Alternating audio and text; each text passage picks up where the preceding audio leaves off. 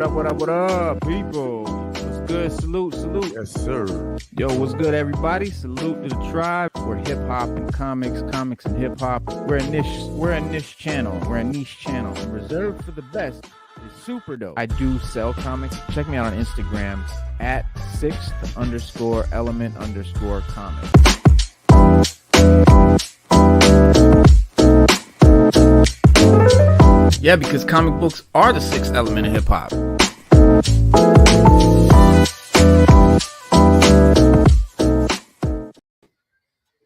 What's good, everybody? Sixth element of hip hop. I'm your host, Reno Noir, and this is my co-host for the moment. Raw Talk, Raw Deal. What's good? We got Black Heroes Club in the building. What's good? Hey, how are you guys doing? Pretty good. Yeah. Right now we got it's DC Power Hour. But I do have to make a bit of a Marvel, I guess you could call it a Marvel announcement. And right now Stu Dog is in across the pond with the Brits in London. He'll be back probably for Monday. So, yeah, but check this out. Wow. I saw that nice Wolverine. I saw that. Man. So is that from the guy that you've been talking about on the other shows? Is that his shirt? That's definitely from Vintage Rush, and you guys can get these. I don't know if you can still even get. I think you can still get this one.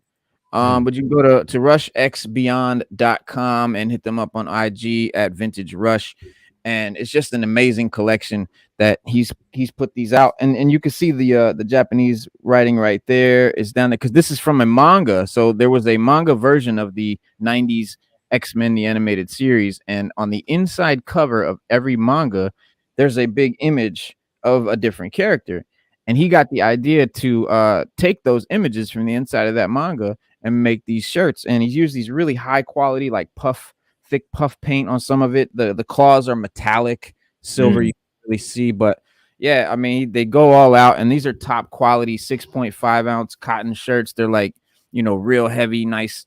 The sleeves are nice and long, necks are nice and tight and thick, great quality shirt. So you really, like when you go online and you buy these graphic tees, you wash them once and they're shit. They shrink up, they miss shape and all of that. These are not that. These are like quality, this is something like Supreme would put on there. You know what I mean? Like this is a quality t-shirt, and this is the latest one. Let me grab these right here. I gotta ask him. I wonder if they make custom characters. Like, I wonder if they can do a static one. Well, it might. It would be a good to suggest for him to do a like a milestone series. That would be dope. This is the other Storm. Yeah, that's tight right there. Yeah. So you got the Storm and the Wolverine. These just came out. And then those were the ones like mentioning. Those are how I grew up. Those characters, how they're designed and their costume. That's what I grew up on. Yeah. Right, because these are from the animated series, the X-Men, the animated series from the 90s. And so it's like those, sort of Jim Lee versions. This is my favorite. Bishop, yeah, there you go. Yeah, but they're all fucking amazing quality. And you see, here's the cable one, and they just look great together. I mean, it's just a great collection. Yeah. Because that's the thing. Not overstated, very simple, not overstated, just right. Dope. Right. Yeah. And they look great. They look great together. And it's just it's just like you said, it's simple, but great quality. And yeah, definitely, I gotta recommend them. Best graphic tee I've ever worn. And that's all I wear. This is all I wear is Vintage Rush shirts. If I'm wearing a t-shirt, it's a Vintage Rush shirt. No question. And before we jump into the proceedings this evening, it's another shout out that I got to give to my man, Return of the Nerd, Star Wars. Let me throw so you guys know who I'm talking about. These guys right here, right now, the craze for G.I. Joe classified figures is through the roof, and these guys were selling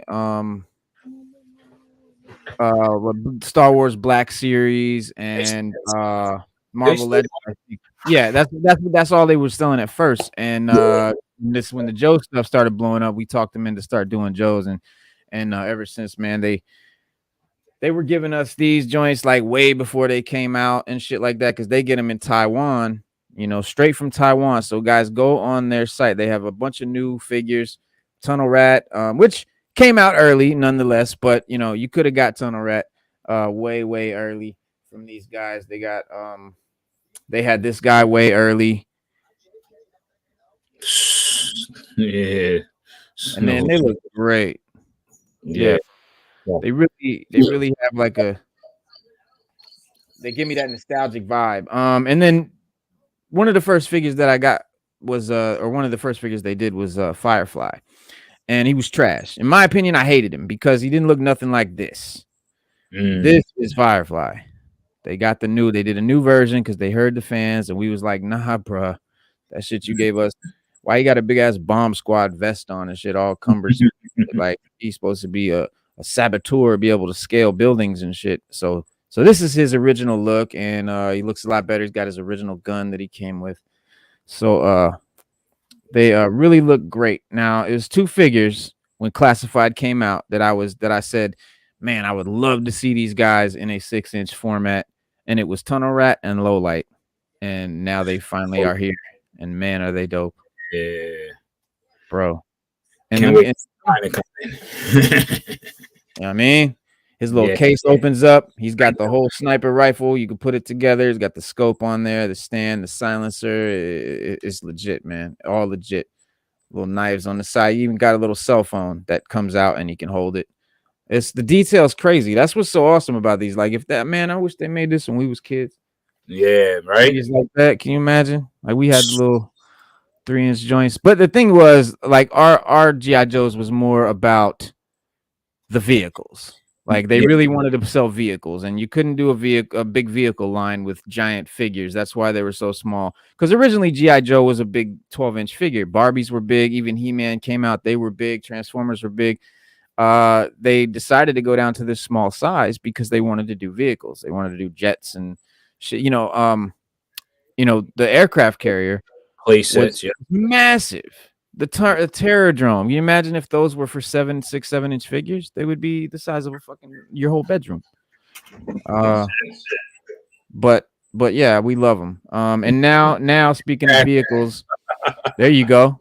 You know what I mean? Imagine if that was for a 7-inch figure, it'd be massive. Yeah.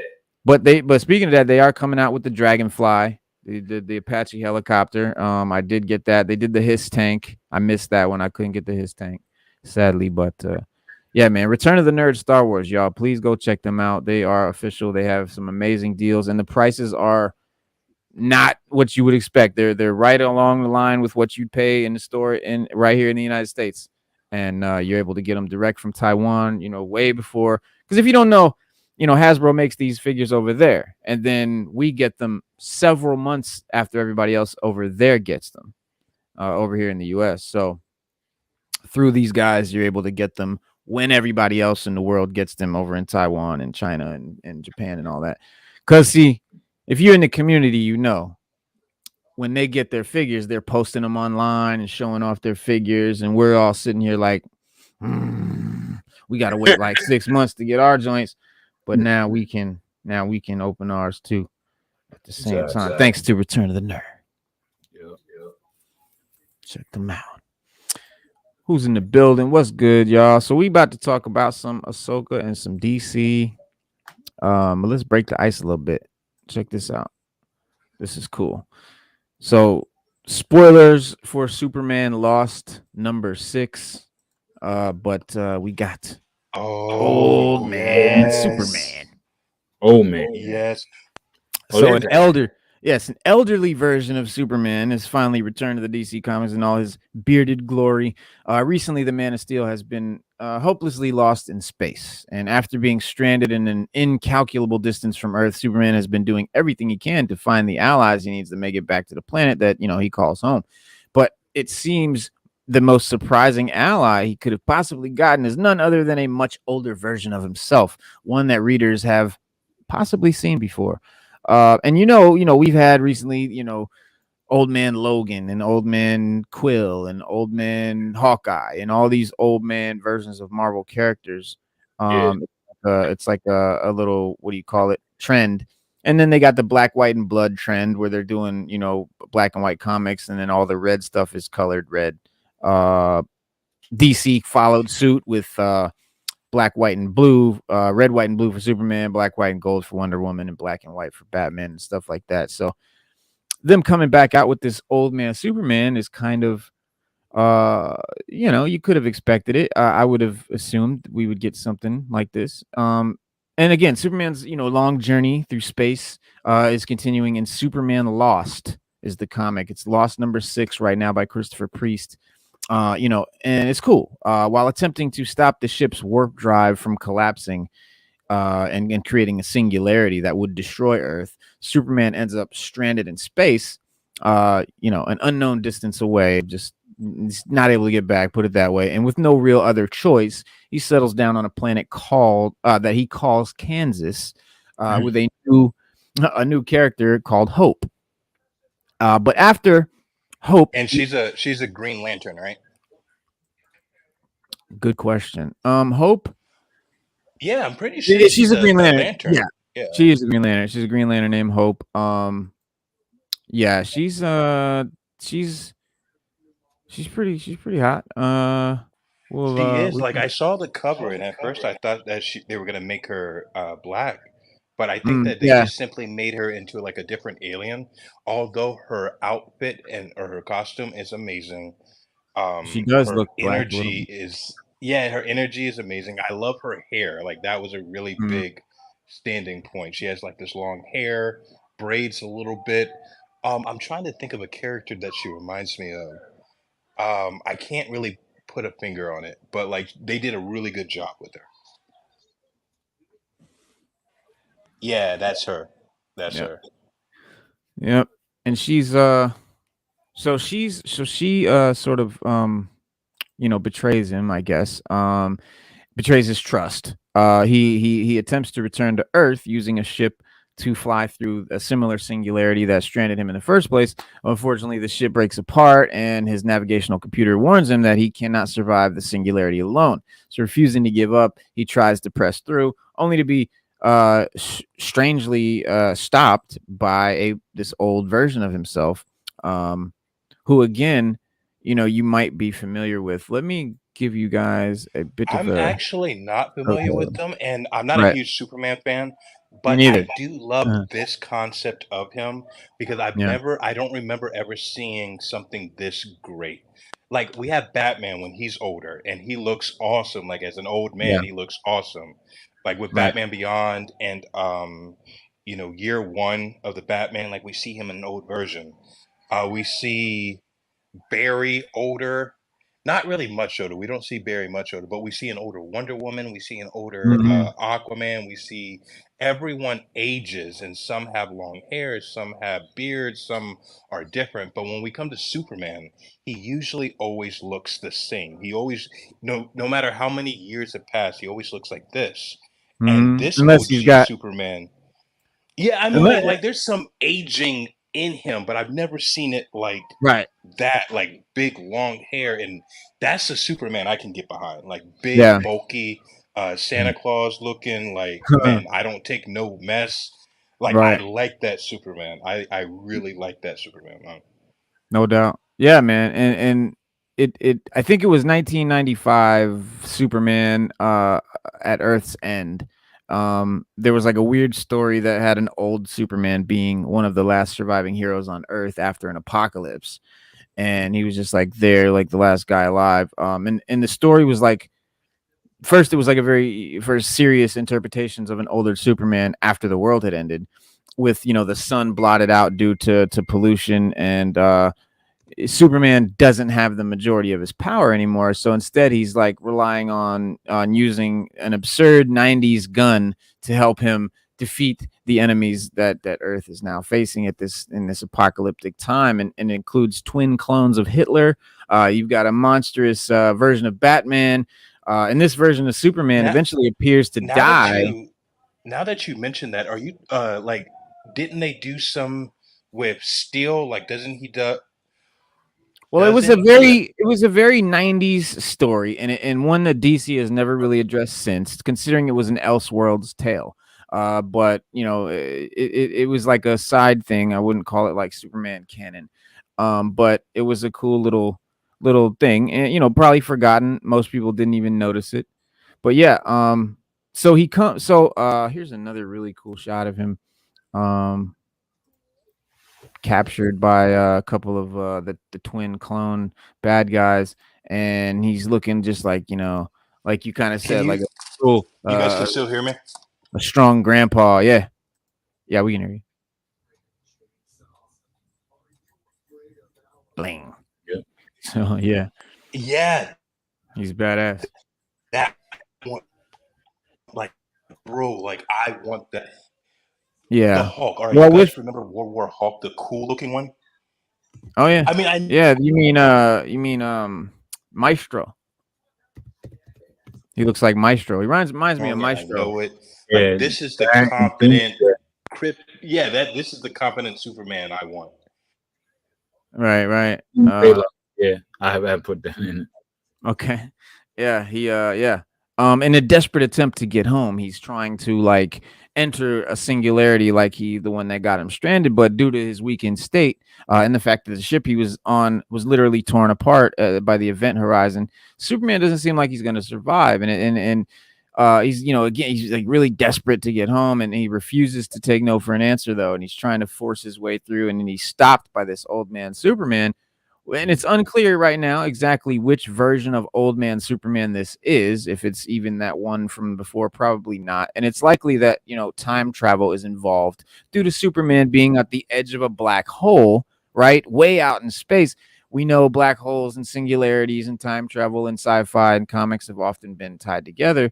And so this is probably, you know, is some sort of like foreshadowing to that. And with Superman Lost, the series only halfway through its storyline, it's really unclear exactly how Superman has managed to make it home after being stranded so far away. I don't think it's really been solved yet, so we'll see in the next issue. But one thing readers know for sure is that however Superman manages to get back, it seems that, you know, he doesn't do it alone. He's got this old man. It's entirely possible that one of his reasons Superman is able to return to his family is because he's going to have help of this old man Superman, this long forgotten DC Elseworlds character, and I think he's pretty badass looking.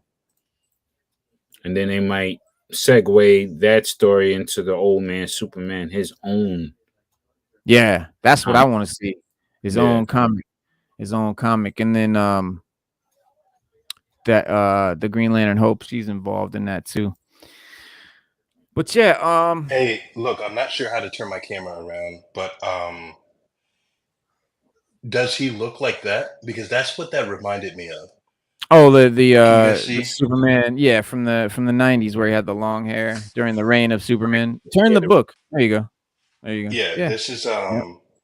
Oh so yeah. like Man, this is the opening reign of page. So this is Superman. where he doesn't have as much power. So this is still in Black suit. Superman. This is That's not 93. Yeah, this Who's is 93. That's sick. I forget who's the Oh artist. yeah. That's a sick piece. The artist was L. Simpson. Okay. Simon. Okay, Simon. Simon. There we go. There we go. Yeah. Oh yeah. I'm like, yo, It's Louise. Was it Louise Simonson? Louis. Yeah. Louise? I think it's a girl. Oh, Yeah. Simon. Louise How do you Simonson. turn the book? Art was just I gotta sick. figure out how to turn around my camera. Well, don't. Yeah, there you go. Just turn the book. Man of Steel. Art is sick, man. Come on. I love it. There's a Why am I figure, tripping? action figure that they got for Man of Steel. Mhm. I got the they have I guess they're doing all the Reign of Superman, but I got the Cyborg Superman one. It's Mafex. He's fucking dope. Yeah. Super dope. Super That's super the dope. Eradicator. No, that's not the Eradicator. That's Nah. Cyborg. Cyborg, yeah. The yellow glasses. Yeah. The shades or something. Yeah, Yeah. he'll be. I think they made an Eradicator. Obviously I know they made a Steel. John Henry Iron Steel, which that one I definitely want. That one looks dope. Yeah. Yeah, I saw that one too. They made one. They made some when they were endorsing the movie Steel, if you remember. Yeah. And man, but that was I was too young for that. But a lot of guys actually have that action figure, and I'm like, Oh, the man, one with I want Shaq, that.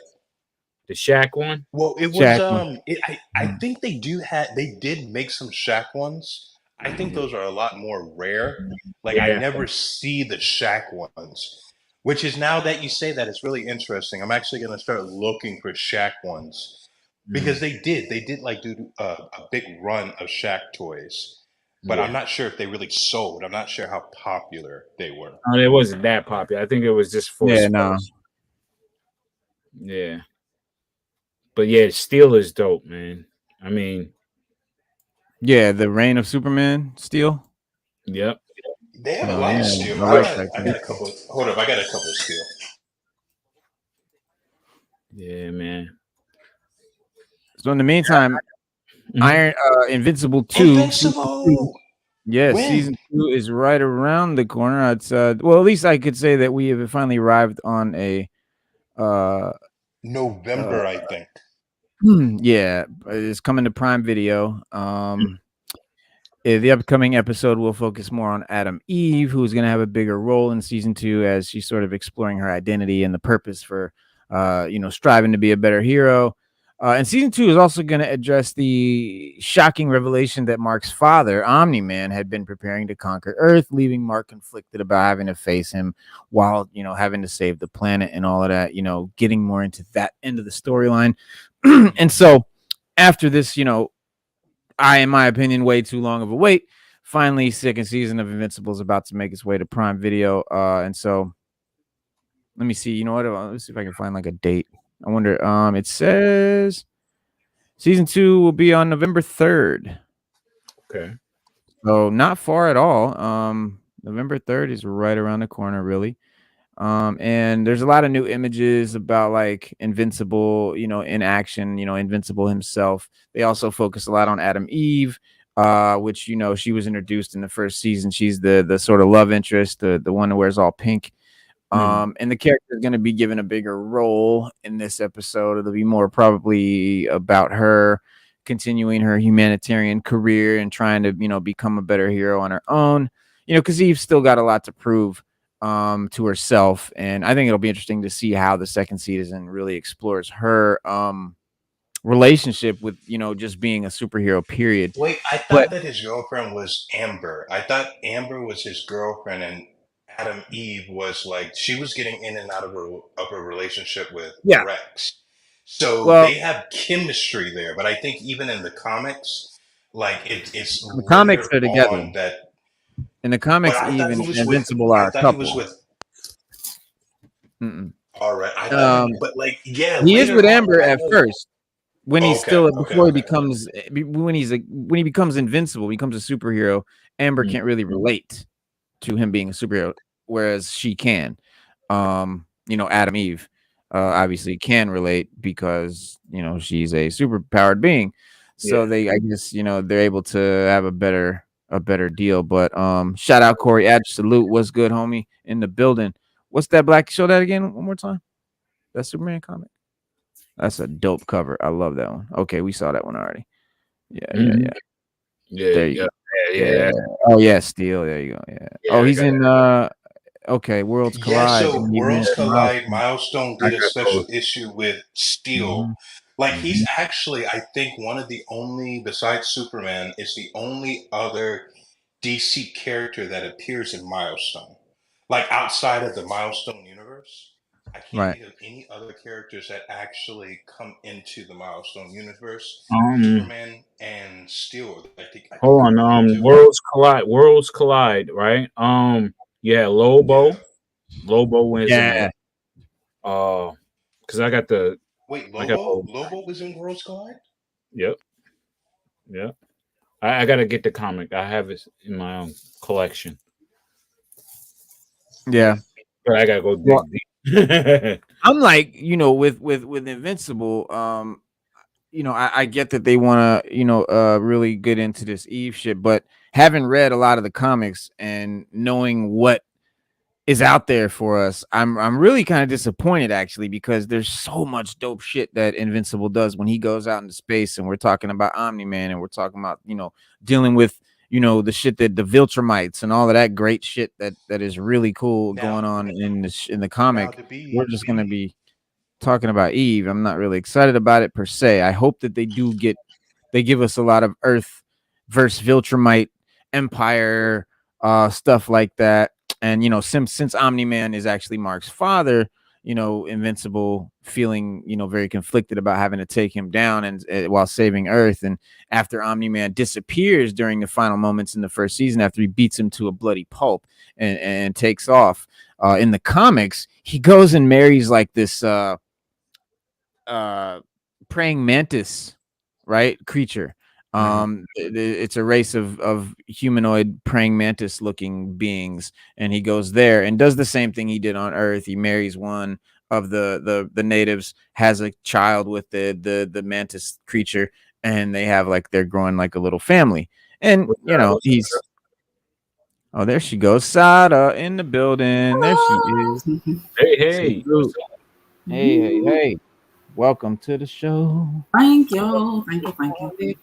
Yeah. We're just talking about Invincible 2 coming up, and Finally. yes, and it's gonna focus a lot on Adam Eve, and I'm a little disappointed about that. Oh, you think so? Yeah, yeah, for sure. I know she had a special that came out, yeah. which was not bad. But I feel like that was their way to just kind of focus on her. I feel like once the season starts, we'll kind of go away from that, because there's so much with him and just the story in general, and even beyond the loose ends left with them, there were many loose ends with the main plot. So I would hope they would focus on that. That's just what I was just saying. I'd like to see more of that. They've taken too long. I love Invincible. Favorite scene: Omni-Man goes in, takes out the whole entire league single-handedly. I love that right scene. in the beginning. Yeah. But again, it's now I'm bro, it's been a year. I've been excited about this. I've been sharing, and it's been a year. I'm not as excited right now and then I fear that, bro, it hasn't been a year. It's been 2 years, right? It's been a grip. Yeah, I think it's been a year and some change. Yeah, so I'm not excited, and I'm also fearful that they're gonna mess it up. I mean, if you take this long and then mess it up, bro, Stranger Things. I'm Stranger Things fan, but then they took a whole year off. But you got to remember, this is an animated series. It takes way longer to make an animated series than it does to make a live action series. That's the big reason why animated series takes so long between series. Anime does it all the time. I mean, if you're an anime fan, you know that. But yeah, I feel you on that. But then yet again, I'm then you shouldn't have promised us a season 2 so early. I get what you're saying. If it was gonna take time, then you guys should have said, okay, it's gonna take time. But as much money as I'm sure that animated series made, you can't really convince me that they didn't sit into a room and say, let's try to make a season 2 now so that we can make some more money. Again, it's been 2 years. But I feel what you're saying. It's all right, it takes a long time to make this. But I mean, you could have made 3 episodes every, like they did in the back in the day. I mean, back in the day, they didn't create a season. They created an episode, put it out, I mean, Family Guy does it. The Simpsons do it. I mean, I don't know. I'm not convinced. And like I say, I'm just really hoping that it's good. Yeah. I've been waiting so long for it now, and I'm bro, make it good. Now you've had the time. I'm hoping that it's just as good as the first one. Yeah, I understand. They announced it within the first month of it being out that it was renewed for seasons 2 and 3. So already you're setting up this anticipation, and for it to take so long. I was one of those people okay. And even when they put out the first little teaser, it wasn't even a teaser. It was just them telling us, yeah, we're still working on it. And we'll see you when we see you. So it's just kind of And that was with Invincible and Old Boy from Space, right? Sitting in a coffee shop or something like that. Yeah, I remember that scene too, and I was all right. they came out with But that. they made up that scene just to make the trailers. Like it wasn't anything from the show. It didn't give me any like confidence that they were working on the show or the show was getting any progress or it was coming any sooner than, so And I don't I know. guess that's where I messed up, because when I saw that, I was like, all right, we're gonna get season two pretty soon. Yeah. Yeah. A lot of people thought it was coming way quicker than it was. And I think there was delays. I don't think they intended originally or knew that it was going to take this long.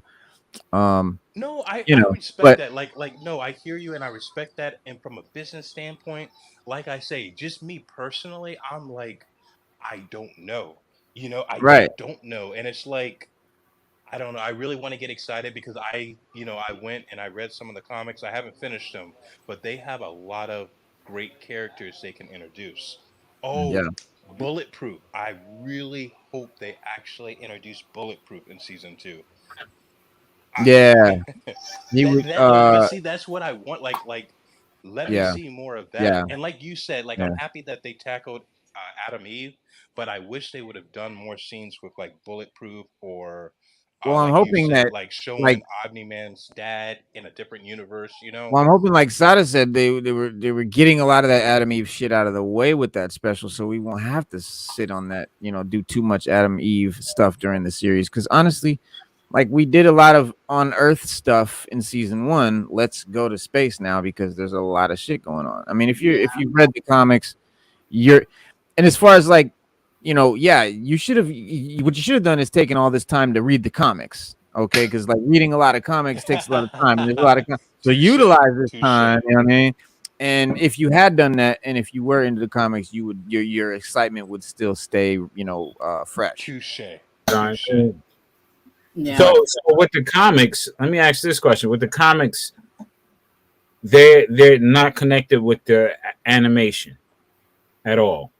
Yeah, they're connected. No, they but are. not It's pretty. They It's are? almost No, it's very pretty close like to faithful. It's a pretty faithful adaptation, it's especially pretty- because the creator is very involved with the show. Perkins right there. But So- they did omit some characters like Dark Shadow. Yeah. I think his name was. Any adaptation is going to have to cut some things out. I mean, obviously, you have to cram time. You have to, What I'm saying during that time, what they could have done was, do they keep the comics going while they have the downtime? Oh, I think the comic series. Yeah, I think it was. Yeah, I want to say it was actually almost done or done. But it did end. It was like a finite comic, I believe. I don't think it's ongoing anymore. Yeah, I don't think so. Correct me if I'm wrong in the chat, but They should have. they might have. Yeah, I think they started up a new like a new series, like a Invincible something, right? Yeah, I'm not you know. sure if it's still going or not. Okay. The conundrum is though, like the Amber stuff created so much buzz in the wrong way. Right. Because of the way they wrote her, it was just awful. So they kind of have to address that in conjunction with Adam Eve because people just kind of want them together since they're together in the comics. But I just hope they don't spend too much time on it. That's it. I agree. How do you feel? Okay, but how do you feel like you said there was so much media attention with the hate of Amber. What are your opinions on Amber? Did you like her as a character? Did you No. you didn't like her? No, I didn't. She's I way felt cooler in the comics. like she was written terribly compared to the comics. In the comics, and it's so bizarre that they made this drastic change. And it's not even the fact that they race bend her, but then you made this drastic change to her personality, which didn't really help at all. Because Amber in the comics, she was very nice, she was understanding, and even when her and Mark ended up breaking up, it was an amicable split. She understood the fact that he was invincible, but she just couldn't handle that personally. So she left, and it was fine. But in the show, they made it so she was a complete asshole about it, and pretty much blamed him. And she never took responsibility for her role in all that. And it was just not good. They made it all Mark's fault. She was just very annoying. For me personally, I don't think she was a well-written character. And it's just two shots because now you have this now Black character written as she is. And it just wasn't good, in my opinion. It just was not good. Yeah, I couldn't have said it better. She was they made her a bitch. I mean, honestly, she and they didn't have to. Because that wasn't her character in the comics. And shout out to my homegirl Bloodshed. If y'all have not followed her on Instagram, check her out because she had her joint jacked, and we gotta help build it back up. She's a fellow comic nerd, comic head, comic geek, and she'll be on the show with us. I think next Monday, or maybe next Saturday, something like that. But she'll come on and kick it with us soon. But yeah, to answer what you were saying, Raw Talk. The While Robert Kirkman has been the sole writer of the whole series, it says Corey Walker and Ryan Ottley have contributed the art. Corey Walker co-created the book and provided art from issue 1 to issue 7, as well as issues 127 to 132. Ryan Ottley assumed art duties with issue 8 and drew all the other issues. Kirkman has provided backup space for aspiring creators, most notably Benito Serrano and Nate Belgrade. The series is known for its extreme graphic violence, blah, blah, blah. Okay, the series ended with issue 144, with Ryan Ottley coming back to the book for the final 12-issue sequence. The double-sized issue was released on February 14th, 2018. In April 2022, it was announced that a Battle Beast story would be published in Skybound X number 25, with Kirkman and Ottley reuniting for the story, and published on July 20th, 2022. In October 2022, it was announced that in celebration of the series' 20th anniversary in 2023, the series' first issue would be getting reprinted, facsimile edition reprint, a deluxe edition reprint of the issue number 1, comic shop exclusive hardcover for Compendium Volume 1, a reprint of the series, blah, blah, blah, blah, blah. So, yeah, it's already done, and it was done, I guess, when they did the show. But yeah, the hype around, I'll tell you, as someone who sold comics and Bloodshed can attest to this, she sells comics now. When Invincible came out, like that comic, bro, that number 1, bro, shot through the roof. Yeah, bro, that shit became super expensive and hard to get.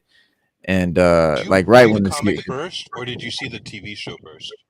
I didn't. I saw the show first, and I was like, "Oh, this is crazy!" And I like had to go because I'll tell you guys, I saw the comic in the shop when it came out. It was on the newsstand, issue 1. I was like, "Oh, what is this?" And I flipped through it. I was like, "Yeah, it's like satire, another hero satire." I was like, "Okay, yeah," and I passed on it. And then now the issue 1 was like worth $1,000, and I could have picked it up for $1 or whatever, $2, $3, whatever. But yeah, I was kicking myself for that one. But no, I passed on it, man. I didn't think it was at all what it is. I didn't expect it to be that. Image Comics It's too, more right? like I thought that Image endorsed it's Image, it, not yeah. endorsed it. But No, it's they were Image. the publishers of it, right? It's Image, yeah. Yeah, it's Image. Robert Kirkman. A few of the comics, like I read the first 2 or 3. I got introduced to, I think his name is Shadowhawk. Like Shadowhawk is a black character, which is why I love him so much, because he's Darkwing. Yes, Darkwing. Darkwing, What's yeah. his power? So you have Darkwing, but who was the guy that plays like he's kind of like Batman? He I think doesn't that's have the Darkwing. powers. Is it Darkwing? Who is or Darkwing? Black Samson? Who are you talking about? An Image comic? Wait. You talking about an Invincible character, right? Yeah, all right. In Invincible, you have Darkwing, and Darkwing has a sidekick. Do you guys remember the sidekick's name in the comics? He hasn't been introduced in the show. Nightboy. Nightboy? That's no. Darkwing 2 was Nightboy. The original Darkwing sidekick, yeah, was Nightboy, and then he becomes Darkwing 2. And he after the Darkwing's slaughter and everything. After Omni-Man killed him, yeah. Yeah, I'm saying this because I have to feature both of them on my page because they're actually in the comics a lot. And Bulletproof, I'm saying this for is that there's going to be a lot of diversity in these upcoming seasons that I hope that they really do well on, because they have a lot of diversity in these comics, but either not whitewash, because they did change Amber. I hope they don't race bent. up. Who what Sada said, race bent. Yeah. Yeah, I never heard that before. Oh yeah, I don't know if that's a real term, Yeah. but that's how I described it in the moment. Yeah. And then there's Black Samson. He's the Iron Man guy. They're Iron Man, I think. His You know, power, he was invincible too, though. I thought he was like bulletproof no, Black or Samson super didn't have strong. powers. He lost his powers for a while before recovering them very abruptly. But when Robot went rogue and started conquering the world, Black Samson got killed. But yeah, he was an original member of the Guardians with super strength. Yeah.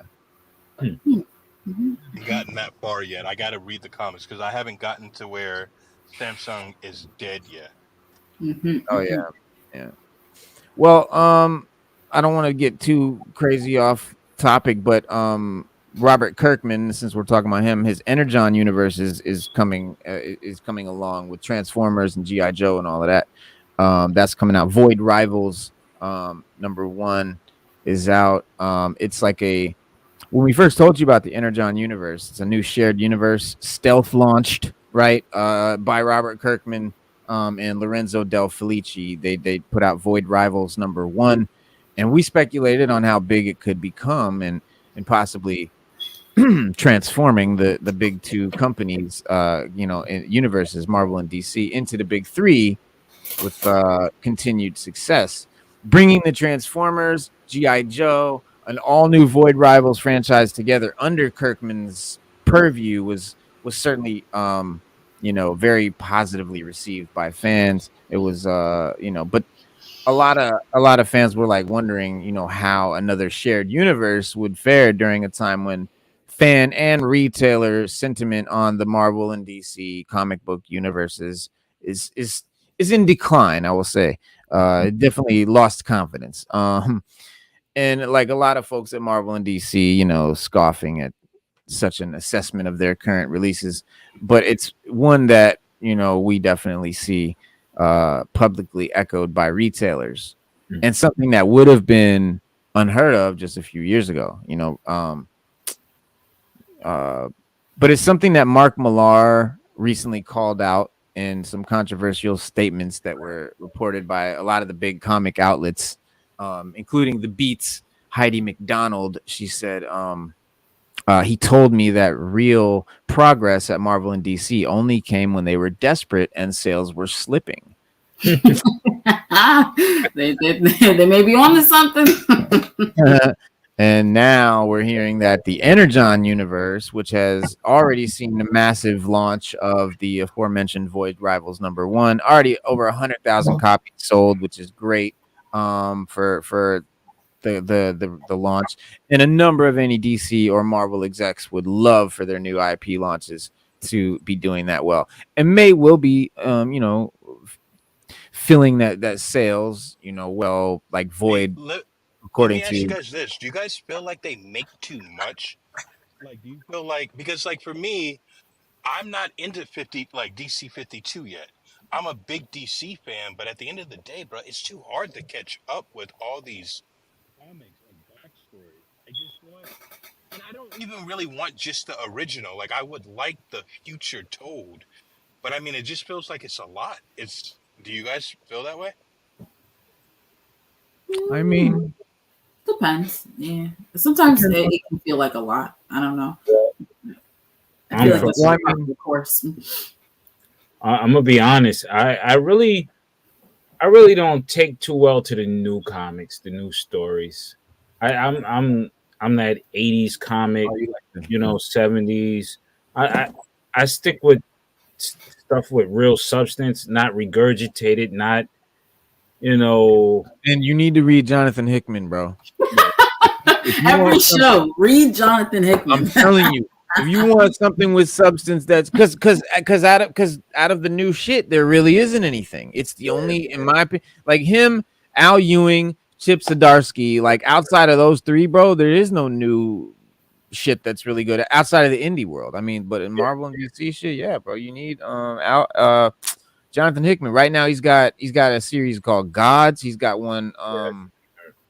This one's crazy right here.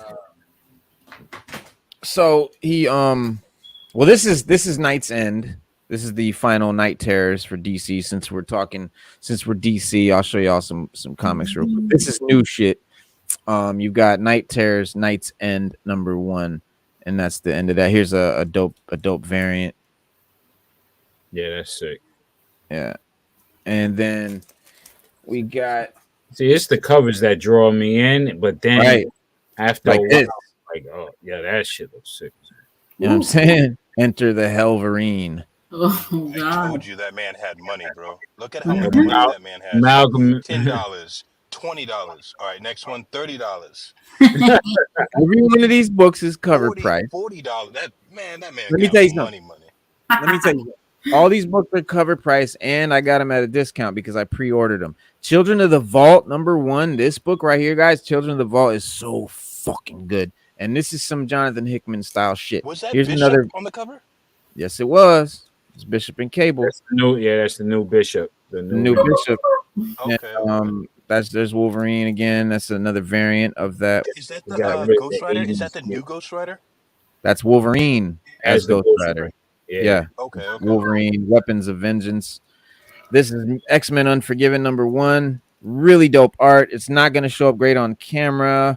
It looks almost like John with like oil crayons on a black background. I don't know. And he's like ninjas and Wolverine there in the middle, right there in the middle. And there's Jubilee with some Jubilee shit going on. So there's a series. There was Spider-Man Unforgiven just came out. Now this is X-Men Unforgiven, and then Captain America Unforgiven is next. This is the new Jonathan Hickman shit, Ultimate Invasion. It is so fucking dope. Is that like, with bro, Ironheart? Is Ironheart in that one? No, this is mostly like all of the fucking Marvel universe here. Everybody, X-Men, Avengers, everybody's here. Everyone is involved. This is a planetary, universal, multiversal. When Jonathan Hickman writes, it's multiversal threat shit. It's multiverse level, universe threat level shit. He don't write no fucking street level shit. Everything is the fucking multiverse is at fucking in jeopardy type shit. I mean, he's the one that restarted the X-Men. X-Men Red, look at that cover. X-Men Red is one of the best titles in X-Men out right now. Look at Apocalypse, my dude, and his wife. Then you got the Invincible Iron Man. I had to grab this one #9 because it is part of the Fall of X. So it's all part of the X-Men story. I love that Jean Grey outfit. That outfit is, I love that classic outfit. one. Yeah, that's a classic outfit. And this is Jonathan Hickman brought this back. He brought this back in Dawn of X for House of X, Powers of X. And they made an action figure of her too. Yeah. Oh yeah. X-Force, the new X-Force again, part of Fall of X. And then this is a cool variant. Yeah. Nice little variant of X-Men Days of Future Past Doomsday. It's like a retelling of Days of Future Past in like a modern setting. And here's part 2 of it. Love that big Sentinel. Love Sentinel. Love that apocalyptic shit. Here's a variant of the Hulk #3.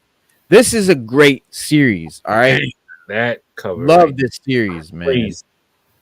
Hulk #1, and look what it says. The age of monsters has begun. And it looks like an old horror comic, right? And that's kind of how the style of it. And here's #2. And then #3. Crazy. And it's such a good story, dude. John Romita. Where are the DC comics, bro? Oh yeah, this is just what came right now. Well, here's the DC shit. This is all the new DC shit, but it's Night Terrors, and we've been looking at this. This is the ones we've been looking at. I've been showing. All right. I've already shown all these. I've already shown all these. Batman Brave and the Bold too. So Brave and the Bold is an anthology. This is #3 and #4 that just came out. It's a new series. The new one. Yeah, that's the new one. Okay. Yeah, it's the new one. And this is an anthology. So each one is full of, like, you see it on the side, there's writing. It's a square side book. But yeah, they square bound book. And it's got like 3 different stories in each comic. Which is cool. If you just like don't feel like getting into a deep ass story, you just feel like, let me read a little comic real quick. You can read a little third of the book, and there's your little comic story. Oh yes, Happy Batman Day also. I believe that is Happy today. Batman Day. Happy Batman Day. Oh shit, that's today. That is today. I thought that passed. I Oh am way off. no, that's today. What the fuck? Yeah. What? Bro, Wait a minute, dude. I posted Batman Brave and the Day. I'm Bold, Black pissed. Lightning, No, Batman. no. What the fuck? I'm so pissed, bro. No, it's still Batman Day. It's still Batman Day. You know why I'm pissed? Bro, Because the this whole episode would have been DCM. called Batman Day. We would have did this whole episode about fucking Batman Day. God damn it, man. Hey, it happens, man. It happens. No, like I think it was last. going on. It must have been an old. It must have been an old article, like an article about it or something, because it was last Saturday. I was looking at shit to do the show, and I'm like, oh, Batman Day, and it was like, oh, this was Wednesday, and it was like, oh man, we missed it. And that was last weekend. So last weekend I thought we missed it, and now it's fucking today, and it's Saturday, DC Day. This is Yeah. an opportunity, yo. But we still have it. We still got it right here. We're still in Batman Day. Yep. Let's salvage it. Batman Day. Yes. I mean, we always fall into Batman somehow anyway. Yeah, you know. Nah, you're right. You're right. This is I'm glad we caught that before the end of the show. Could have been worse. We could have caught this after the show. So thank you, Side. Thank you, Side. Let's bring it in. Let's do it Batman style. Here, check this out. 5 reasons why the DC hero Batman is the best superhero ever. Period. September 16th celebrated as Batman Day. On this day, fans of the famed Caped Crusader of Detective Comics to celebrate one of the biggest comic characters that has found relatability and love from people of all ages since the mid 90s to the current generation. Look at that picture. That is so sick. And man, I got a whole shelf of Batman figures, bro. Like that whole top shelf in the corner is all Batman, bro. Batman is my guy. I got What a they whole said. tote and a few more things of Batman. Mm-hmm. Hell yeah, bro. Batman. Since I was little, bro. Me too, bro. Fucking when I was when I guess I was 10 in 1989 when the movie when that's the movie that made Batman fucking popular again. Because before that, it was the campy 60s show. Like that's all people knew of Batman. And Tim Burton and Michael Keaton came out and Jack Nicholson, and they made this dark, black suited guy that fucking stalked the night, bro. It's like, what? This is new. This is dope. Like, and you know, I was too young to have read Frank Miller's Dark Knight. So I didn't know anything about all that. You know, we didn't know that shit. We were 10 years old when that movie came out. And that shit changed the game, bro. That was like the first big blockbuster movie. You saw that Batman logo everywhere. Oh yeah, you were a lot. Everything, yeah, everywhere. I had Batman t-shirts. Everybody had shirts, t-shirt, hats, bro. Yeah. Everyone. I mean, when I say everybody, I mean like you was in school and every kid in the classroom had a Batman shirt on. I swear to God. Oh, yeah. It was like the girls too had pink ones on. It was like literally mania. It was Batman mania, and yeah, that I think that's probably what made Batman like my favorite character for a long time. And now it's like I got a favorite Marvel character is Wolverine, and my favorite DC character by far is Batman. But Batman's almost just my favorite character. If someone said, "What's the perfect? Who has the coolest? Who has the coolest comic? Who has the coolest superhero suit?" Batman. Hell yeah. I mean, like who's the coolest? I mean, Batman. I mean, and you but and doesn't he's have almost. Powers. He doesn't need powers. Oh, I can't relate to Batman. He's a billionaire. No, he doesn't have powers, bro. He's a human who did what he's doing. You know what I'm saying? And there's versions of him where the money isn't an issue. Like he's just doing it with his ingenuity. He's a detective. Oh!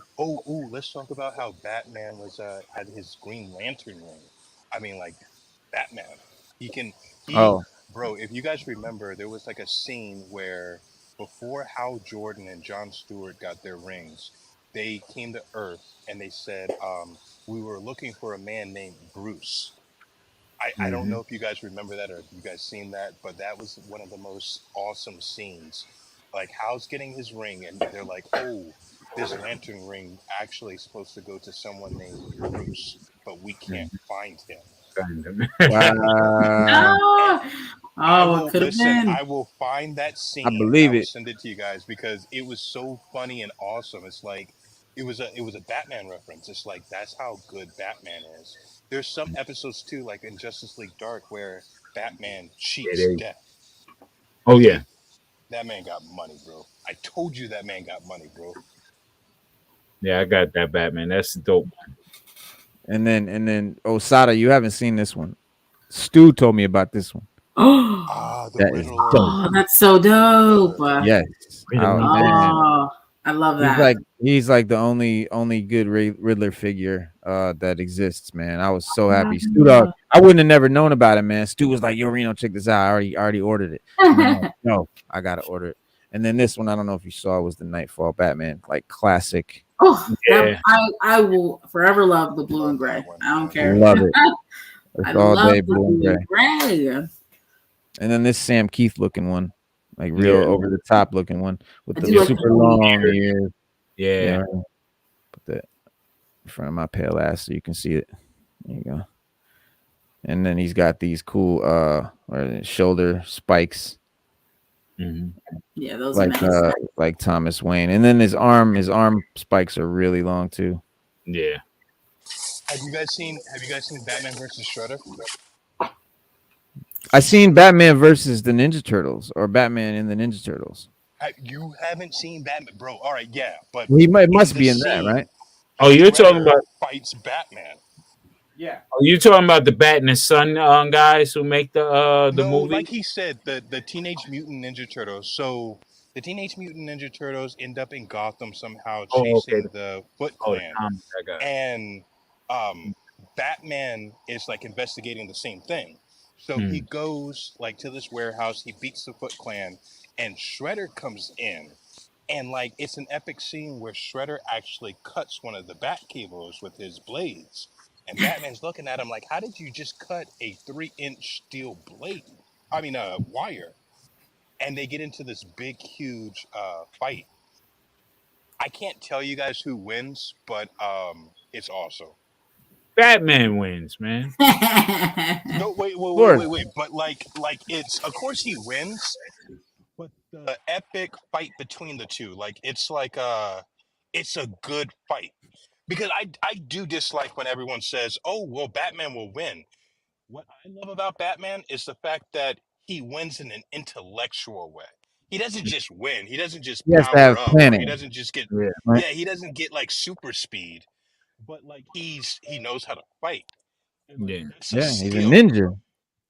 Yeah, Like, that's crazy. and They made him a ninja. That was dope. And people don't know that fact. Like, Yeah, I know. A ninja by period. Literally a ninja. Trained. That's something that people don't realize too, is that like it's not just made up. It's like it goes into the backstory of who Batman is. Like Batman is my hands down favorite character because they talk about him going to, training, not training school, but like to the monks and learning from the best of the best, mastering the arts, mastering all the technology. He had to sit down and master all these skills.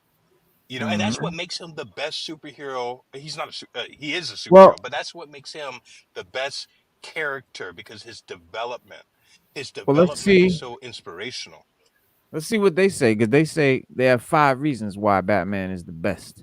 On September 16th, the fans of the famed Cape Crusader Batman will be celebrating one of the most acclaimed characters in DC Comics every year. This is the day commemorated as Batman Day. DC introduced Batman to the world in 1939 at the first story titled The Case of the Chemical Syndicate, which was written by acclaimed comic writer Bill Finger, while the comic was drawn by the legendary cartoonist Bob Kane.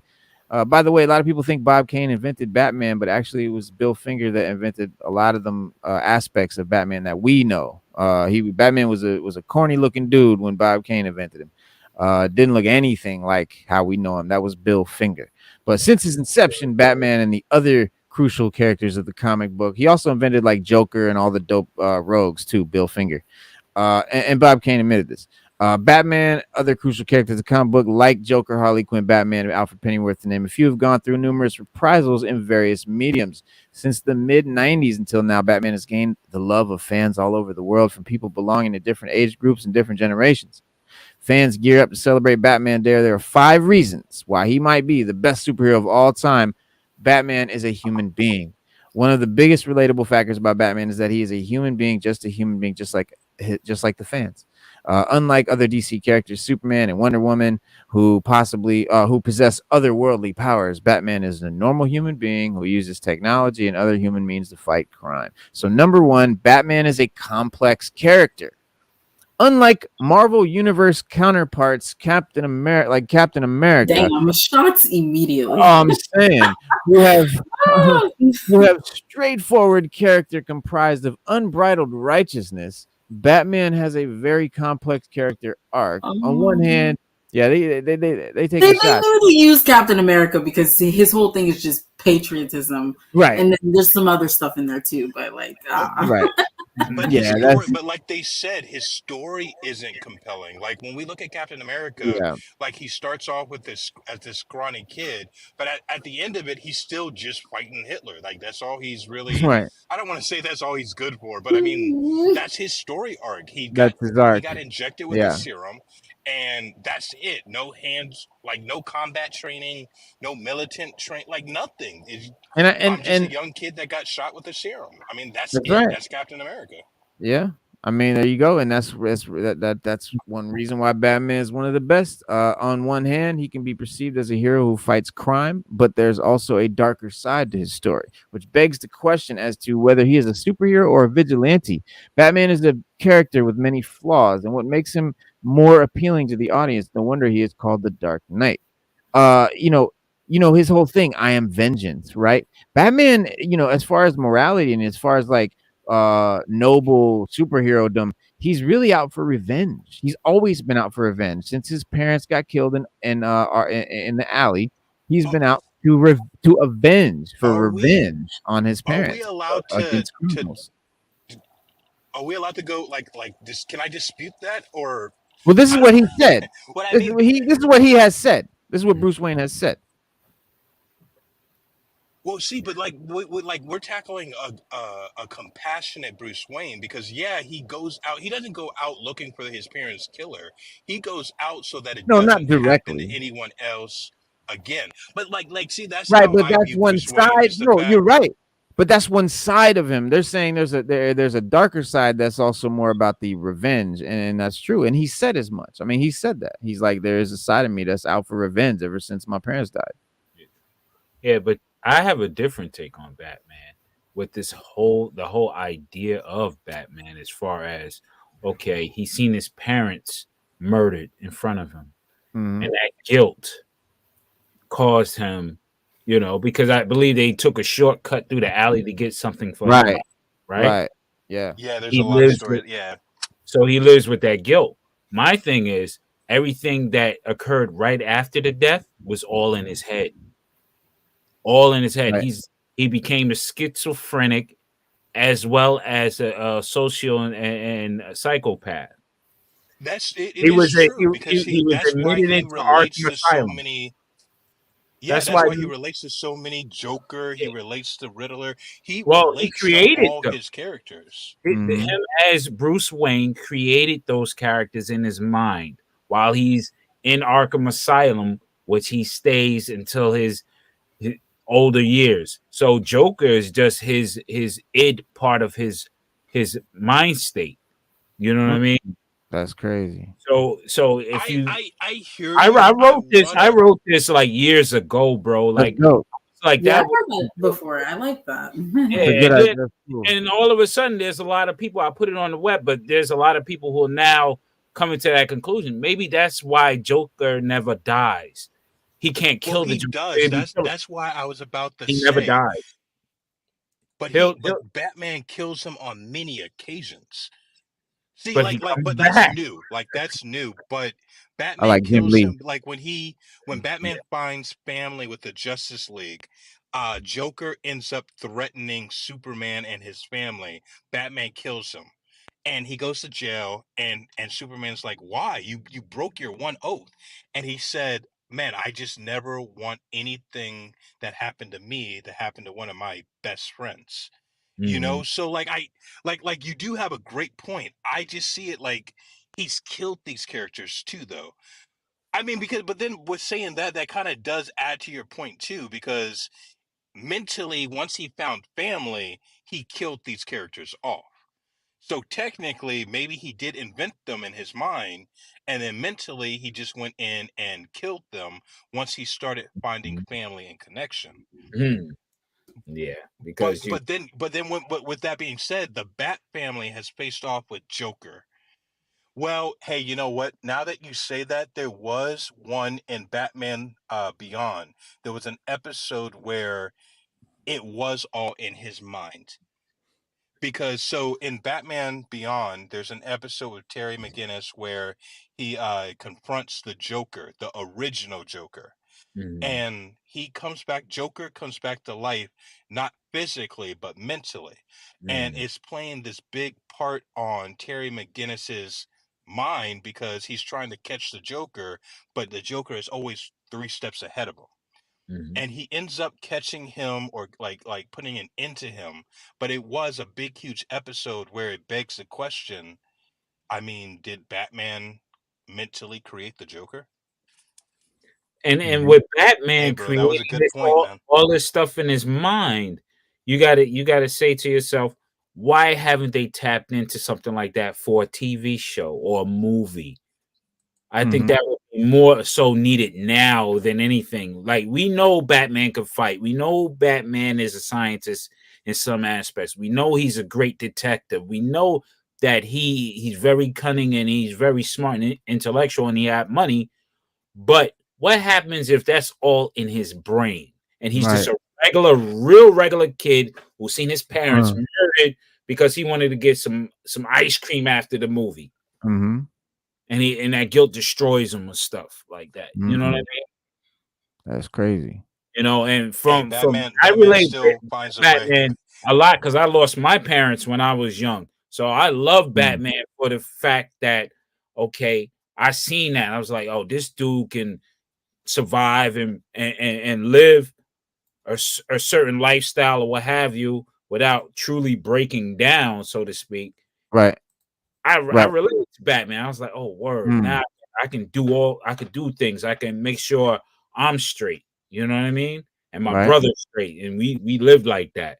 You know what I mean? So, but then to find out it's all in his brain, is he schizophrenic? Is he going through a lot of trauma? It's a That'd be traumatic. I that's don't dope. know because yeah, I can never Yeah. relate, man. I'm sorry for your loss. I could never Mm. relate to losing my parents. Not it's not that I couldn't relate. It's that you would have to go through it young to even begin to Yeah, understand or relate. yeah. But Yeah. for me, I related to Batman because he was alone too. I grew up alone. I grew up where I didn't have a lot of friends, and like my mom and dad were there, but they weren't really there. Like I mean, there's some skeptics that say that Alfred isn't really real, that Alfred is in his mind, Exactly. and I mean, like, it's like now that you're saying that, it's like, yeah, maybe he's been so alone, and maybe that's why so many people can relate to him too. Is because at the end of the day, he's not a billionaire. He's a lonely kid that lost his parents. Mhm. He's a lonely kid. And instead of turning to alcoholism and instead of turning to like drugs or like not mundane thing, but like instead of like living his life and getting toys, he decided to pick up boxing, martial arts. He decided to get into acrobats. He decided to get and feel his energy into all these different avenues that make him into Batman. But at the end of the day, he's lonely. That's why he has the Bat family. That's why he fits in so well with the Justice League. He's Well, lonely and he wants a he really family. don't fit in with the Justice League. If you notice Batman, he's Mm. all even if he's amongst them, he's still an outsider because he doesn't trust anybody. He doesn't trust Mm. none of the Justice League. No, he definitely don't. He really don't. He Well, got well, I feel like he does trust them, man. Like I, no, I mean, He like don't, bro. He he said as don't. much. He He said told he him. don't trust anybody because he has a way to eradicate every Yeah, superhero if need be. That's the tower because baby. Yeah, he absolutely. knows what they could do if they fucking Yeah, but is there, because he has a contingency plan for himself too, though. I mean, like he has the Bat robot that the new series of the Bat robot that came out recently. I forgot the name of the comic, but he has a whole Bat robot that's built specifically to take him out. Mm. Mm, I I didn't know But don't. that. I'm not disagreeing. Like, I know that he's a brooding guy with the Justice League, but when I see him interact, I know that he loves them. I know that they love him. I mean, he's just like the black sheep of the family. He's the vigilante. He's the outsider. He's the like lonely one. But at the same time, he's the guy who got the job done. He's the guy who built the Watchtower. He's the guy who introduced the team of Mr. Terrific. He's the guy who, met Wally, found out his superpowers, and he's the guy that I trust to get the job done at the end of the day. So, yeah, you know what? He may be a brooding guy, but he's still part of the family. He's still like, he still has, like, he's still an educator. He still teaches. He still sits back and invites Superman to the Batcave to have a cup of coffee with him. Mm. He even meets, Superman in a restaurant. Like, I mean, Wonder Woman, he doesn't But get into a relationship with Wonder Woman because at the end of the day, I don't date team members. But I'm sure they shared a kiss.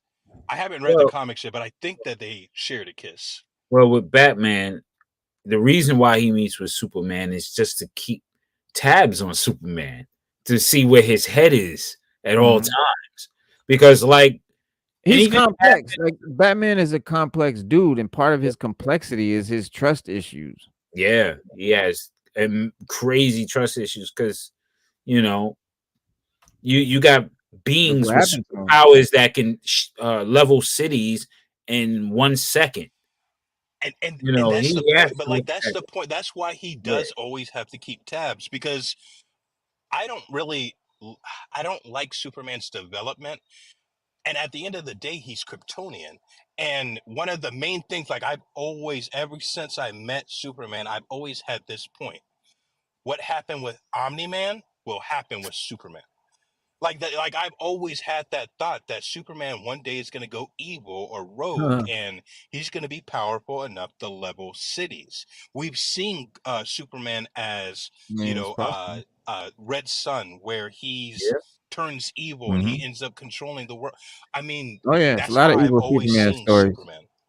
Yeah, mm, it's Yeah, a but lot of like evil Batman, Superman stories. like even if Batman went yeah, bad, I'm sure that we could talk him down, that we could talk. He's human. So mm. at the end of the day, Hmm. I respect the fact that Batman, you're right, he doesn't trust him, but I do feel like there's a companionship there. But I don't trust Superman either. I don't trust Wonder Woman. She's an Amazonian god. If she decides to take over one day, or she decides to get the Amazonian warriors She don't to trust invade us. Earth, Yeah, she don't trust yeah, I us. mean, That's come why I on, don't bro. trust her. Aquaman, like, Mhm. bro, Aquaman. Like, I used to like Aquaman, but now his story and character development, he's a jerk. Aquaman is a jerk. He's king of Atlantis. He has all these powers, and he does nothing to help the Earth world. Nothing.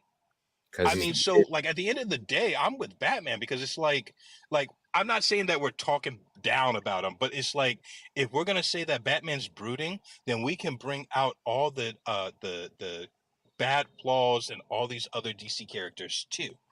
Okay, yeah, Batman broods, but you know what? I trust Batman over even Martian Manhunter. Like, Martian Manhunter is quiet and he's all But to bro, himself. you're suggesting that him being brooding is a negative thing. it's I not. I think to me that's That's dope. I okay. like that he broods. Like that's a cool thing of his character. That's one of the cool things I like about him. So No, it's I not can really a respect that. Like, yeah, I don't really view it I don't view it as bad, I guess, but thanks for bringing that out, because it's like, nah, bro, it's Batman is just Batman is Batman. just dope. He's just right. dope. He Period. is, dog. He's just dope. He's just dope. He's just the dopest man. And And let's like, his story development, I can't get over that. It's like he goes and he learns skills. He yeah. learns how to do stuff, and it's like, that's why I don't like these other heroes too, because like with Wally West, Well, let's not get on Wally. Hold on. I don't want to get off on Wally yet because a great segue is something you just said. Let's segue right to this. Number 2 is Batman persists through pain. Batman's entire life is a painful journey that started with the time when his parents were murdered in front of his eyes. Since then, he's not only endured the dread of Gotham's criminal underbelly, but has also undergone numerous personal afflictions. However, what makes him loved is his sheer grit and persistence to push himself through the tough times and come out the other side victorious, which instills courage, motivation, and inspiration in his fans. Now, this list. It's not our list. Keep in mind, if you're watching this right now, this is the list of looks like Outlook India. So we're just reading the list that Outlook India wrote, and we're talking about it. So this is not necessarily reflect Sixth Element. Go ahead. When Bane came in and broke Batman's back, and Batman went through, I forgot how they did it in the comics. I don't want to go based off of Christopher Nolan's movie. In the comics, it was worse. Like in the comics, it was dark. There it is. Yes, there it is. When Bane came in, like he did Batman bad. Like I think that like I don't even remember if he beat Batman twice, I think, before he broke his back, right? Like it was bad. He beat him throughout the comic before this, and this comic he just whipped his ass. Yeah, it was like a slaughter. It was just like you didn't know what was gonna happen. Like it was, but he overcame all that pain. He overcame all that pain. And it's Nightfall and Nightfall Batman. Mafex, Mafex, the guys that make some of the best quality action figures out there, did a Nightfall Batman and Bane that I cannot wait to show you guys, man. That shit is I'm telling you guys, them are some dope figures.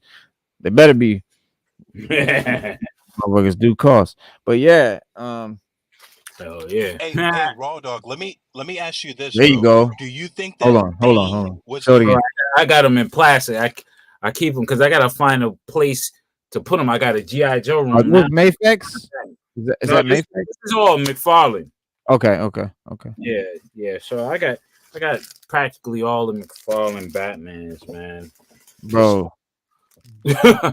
Do you think that Bane is in Batman's mind too? Bane, yes. Yes. Everyone, even Poison Ivy. It would be everyone if it was that. Yeah. Yes. Everybody's everyone in Gotham. Everyone. So Gotham is basically his mind. Yeah, that's his brain is Gotham. That's because that's where the trauma took place. Because remember, they live in Gotham, but on the outskirts. They're rich. The parents were rich or what have you, right?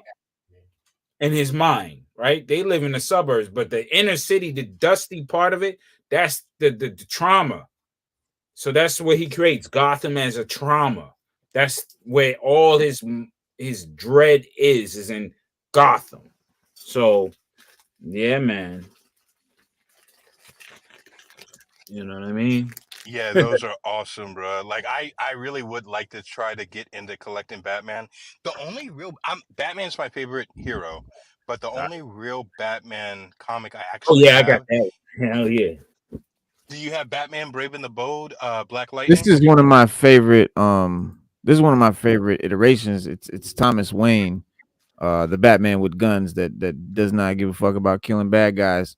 Kind of the Punisher version of Batman, and then you got this one. I love the look of this guy with the dope trench coat and the sickle and all that from Dark Knight's Metal. And then this one is really weird from DC Vampires. Batman. Yeah. This is the one. This is the one that for me, I gotta open this shit right here. And I love this one because he's brown. The suit is brown. It's like a brownish color. It's like a really interesting tone. He's got blood on his, and he's got like claws, sharp fingers and shit. But this is the one right here, man. And McFarlane has yet to make this one. Oh, my shit right there. Batman Ninja. Yo. Oh, that's the illest right there. Yeah, man. The movie's dope. Fuck. The anime is sick. I was gonna order that and the Joker. They got a Joker one for that too. Yeah. Yeah, it's sick. Here's an interesting character. Speeding Bullets. Yeah, Speeding Bullets. Yep. Yeah. So this is when if Kal-El landed in Gotham and became Batman. Yeah. And that right there is just a weird spin on it. Yeah, it's a little one-shot book I have. Yeah. But it's cool. I can dig it. You know, anything with Batman, it's a different figure. I say I don't collect like there's a lot of the Batman figures that McFarlane makes, and a lot of them look very similar to each other. A lot of the black and gray Batman. So I try to only get the ones that look crazy like that, something like that, something that looks mad different, instead of just having all these black and gray black suits, Batmans and shit. Yeah, yeah, man. Hey, like you said, bro, what's question 3 on the list, or what's the third one? Yeah. Hold on. Of course, the animated Batman, the first one that came out for McFarlane. That's another one I want to get the Joker too. Yeah, I want to get the Joker for that one. And I got, of course, the Flash. And yo, why is this shit not sharing? Yeah, man. There it is. The Batman. How you doing that? Oh, Father. Then you got Batman. I was just watching this movie. This is the what is it called? Batman something. But he's pretty cool. It was just like a old English version. Here's Thomas Wayne. Oh yeah. That's dog. Do you tell me you have another one of those, bro? Nah, I had one, man. Trying to look for that so long, bro. I've been trying to get that motherfucker for so long, bro. Yeah, this guy. I'm mad because McFarlane puts out a version with no mask on. Yeah. And that's all you can fucking find in the store. I don't want that shit. I need the mask. Marvel Legends would have just put 2 heads in the box. But McFarlane will make you buy 2 whole figures to have a different head. That's bullshit, McFarlane. He was on some bullshit with that. Yeah. Yeah, man. Plus, she got her first official Todd McFarlane signature in the mail on Wednesday. Dope. Still ain't open. That shit is crazy. Yo, I got my first Stan Lee signature the other day. Oh shit. Okay. I got a few signatures, but I keep forgetting. Jim Lee. What else I got? Stan the Man. Yeah, somebody else's. I won this actually in like a little IG. I just saw that Daredevil cover. Oh, bro, nice. wait a second. Wait. Is that the Daredevil cover with there's the I forgot Marksman? It's a black guy with a ponytail, 2 machine guns. Is that in there? I don't think so. Ah, bro, I gotta find that picture again. That cover looks. I gotta find that picture again. All right, so number 3, Batman Day. Best reasons that makes the 5 reasons that make Batman the best character of all time. Number 3, according to Outlook India, is. Hold on, we got some noise issues. Let me get something going on. Okay, it's Sada. Sada, is your fan on or something? It's all good. I'll mute it. Batman doesn't kill. This is one, and this is again. This is not entirely true. He tries not to kill. He chooses. He does try not to kill. I mean, that's definitely in his, purview. It's his rule to not kill, but he has killed. But and when Batman started, he did carry a gun and shoot bad guys in the very first Batman comics in the 40s. But this is one of the most distinct character traits that makes Batman unique. He faces the worst that Gotham has to offer, criminals who are unforgiving, ruthless, and won't think for a second before taking a life. However, Batman doesn't cross the line of killing another person when he's dealing with such criminals, even if his own life is on the line. Now, I personally have a very simple theory for why they do this at DC, why Batman has this rule. My theory is that his rogues gallery is so fucking potent, so dope, and those characters are such institutions. And the Joker and the Riddler and Penguin, they're just guys. Batman could just shoot them and they'd be dead, and then they'd be done. How can we keep these characters around year after year after year? We keep putting them in the asylum. You know what I'm saying? Let's just keep putting them in the asylum, and they'll keep coming back. Yep. And then they can keep reusing these great characters. Because Batman's Rogues Gallery, honestly, and I'm not mad at DC for it, because it would be a fucking shame. You could not replace the Joker. You could not do that again. Bill Finger was on some shit that day. He came, you know what I'm saying, bro? He came up with the Joker, Riddler, Penguin, fucking all the main guys, bro. You know what I'm saying? And then, it's just lightning in a bottle, you know what I'm saying? Just something that, happens once, and you got gotta, Catwoman. I mean, classics, dog. These characters cannot be replaced. So yeah, and because they're just people, because they're not gods or aliens or some creature that could, come back to life or whatever, I think, coincidentally, the guy that he kills is Ra's al Ghul, who can come back to life, right? So it's like he just happens to, the only guy he happens to kill can come back to life, so it works, But yeah, like his bad guys, they're just people like him. Kill Dracula too. I mean, like, there's a couple characters he. Well, that's another good example. That's another good example. Well, Dracula. I mean, I don't care who you are. You have to kill Dracula. Right. And he's immortal anyway. So what do you do? You have to. He's already dead. He's already dead, but you still got to kill him. Right. But like I'm going back in my mind with some of the comics. I'm not saying that Batman's a killer, but I'm remembering there were a lot of deaths around him. Like, he may not have been the killer, but there was a lot of deaths around him, man. But one thing I did like was, or not like, but Jason Todd or Red Hood. Yeah. He died. Yeah. I think that opened up the universe of, you have to kill. I mean, you do. You got to kill, or they're going to keep coming back. Right. Yeah, I mean, that's why they want Red Hood, so he can do the murdering. Oh yeah, there you go. My favorite guy right there, bro. Man, that's Harvey Dent, bro. Harvey Dent. Yeah. You either live longer, you either die a hero or live long enough to see yourself become the villain. Look at that. Mr. Freeze, Penguin, Two-Face, Riddler, and then my man's in the middle. Hey, sick. Bane. Well, no, that's the Riddler, but up there. Yeah. And then this is the Joker #1. It's a variant cover, and then this is just a cool cover. Oh yeah. The new 52 Batman. Can we say that Joker is the best villain of all time? I would. Ooh. For me, he's my favorite. Batman and the Joker are my favorite hero and villain. It just and listen, I'm not saying they're the best, and I'm not gonna fucking debate it. And they're just my favorite. I just think they're the coolest. Yeah, Batman to me is the best. Period. For DC, of course.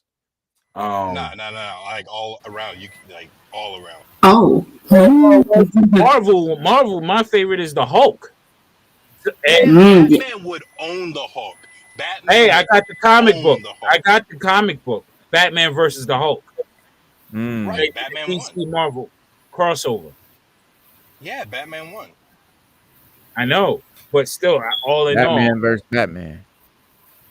It was kind of like a stalemate. I didn't know that. I was just joking. But Batman really won. How did he win? Did he? It was a stalemate. Nobody won. Nobody lost. It was just a stalemate. That makes sense. Nobody can beat Batman. I mean, Batman outsmarted the Hulk. Hulk didn't want to fight anymore. He said, "I'm tired." Bro, like real talk. I love the haters on TikTok and Instagram because they get so angry every time you say Batman wins. Like Batman versus Galactus. Well, Batman wins, and they get so mad, bro. Like, it's so funny to see how angry they get over Batman. He can't beat Galactus. He's only a human, bro. Batman would own Galactus. Don't say that.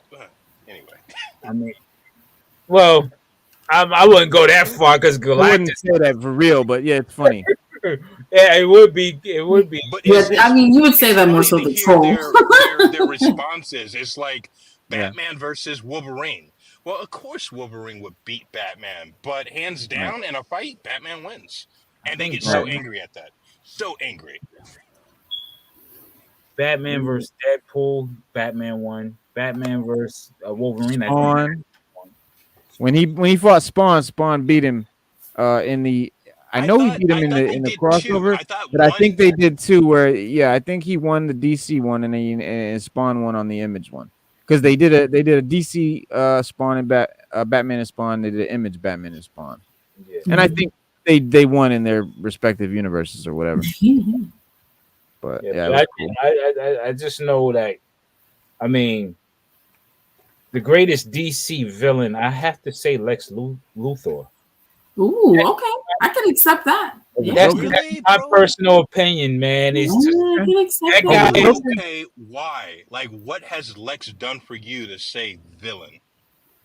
Well, he's the only one that really wants to kill Superman. Yeah, but see, that's why I don't that's his what about Darkseid? But that's his only thing. Lex is like, oh, I'll kill Superman, but it's like that's just like Doomsday. Lex Luthor is like Batman, but sinister and evil, and got the money, and he's gonna use the money to kill Superman. I'm gonna say this. I'm gonna say this. What makes Lex evil? Like what really makes Lex evil? I don't think Lex is evil. I voted for him for president. I mean,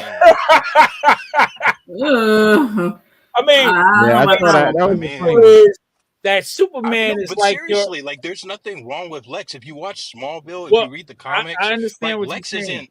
Yeah, I get what you mean. I understand what you're saying, but what makes him evil is we know Superman is a kind-hearted dude, but out of nowhere, this guy's like, "Yo, you got superpowers." He's kind of like Batman, saying, "You got superpowers and you could destroy anything you want." Well, I feel I got to kill you before you do that. That's kind of evil. I'm gonna take Lex's side. I don't remember him ever trying to kill Superman. Except, I'm sorry, let me take that back. All the time. That's all he does, ain't it? That's all he does. That's all. No, but really, if you think about it, Lex and Superman are more banter. Like they're like, Lex is like, I'm running for president, and Superman's like, I don't think that you'll be a good president. I mean, like that's really the banter.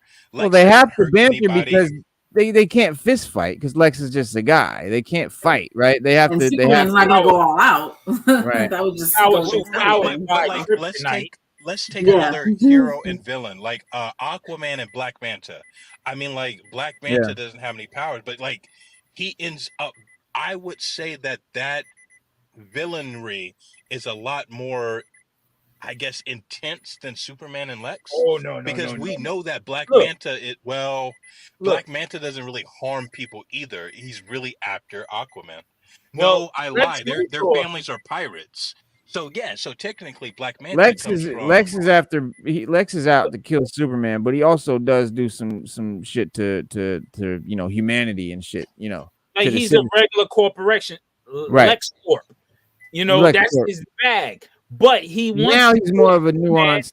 Yeah, I think he's more of a nuanced anti-villain. You could call him, like, how anti-hero is. Like he's sort of an anti-villain. Would be vigilante to me. Like Lex would be a vigilante to me. No, Lex Luthor's not a vigilante. Considered a vigilante. That was put on the same level. Kryptonite to kill Superman. But here's my point. Name another violent act that Lex has done. I'll wait.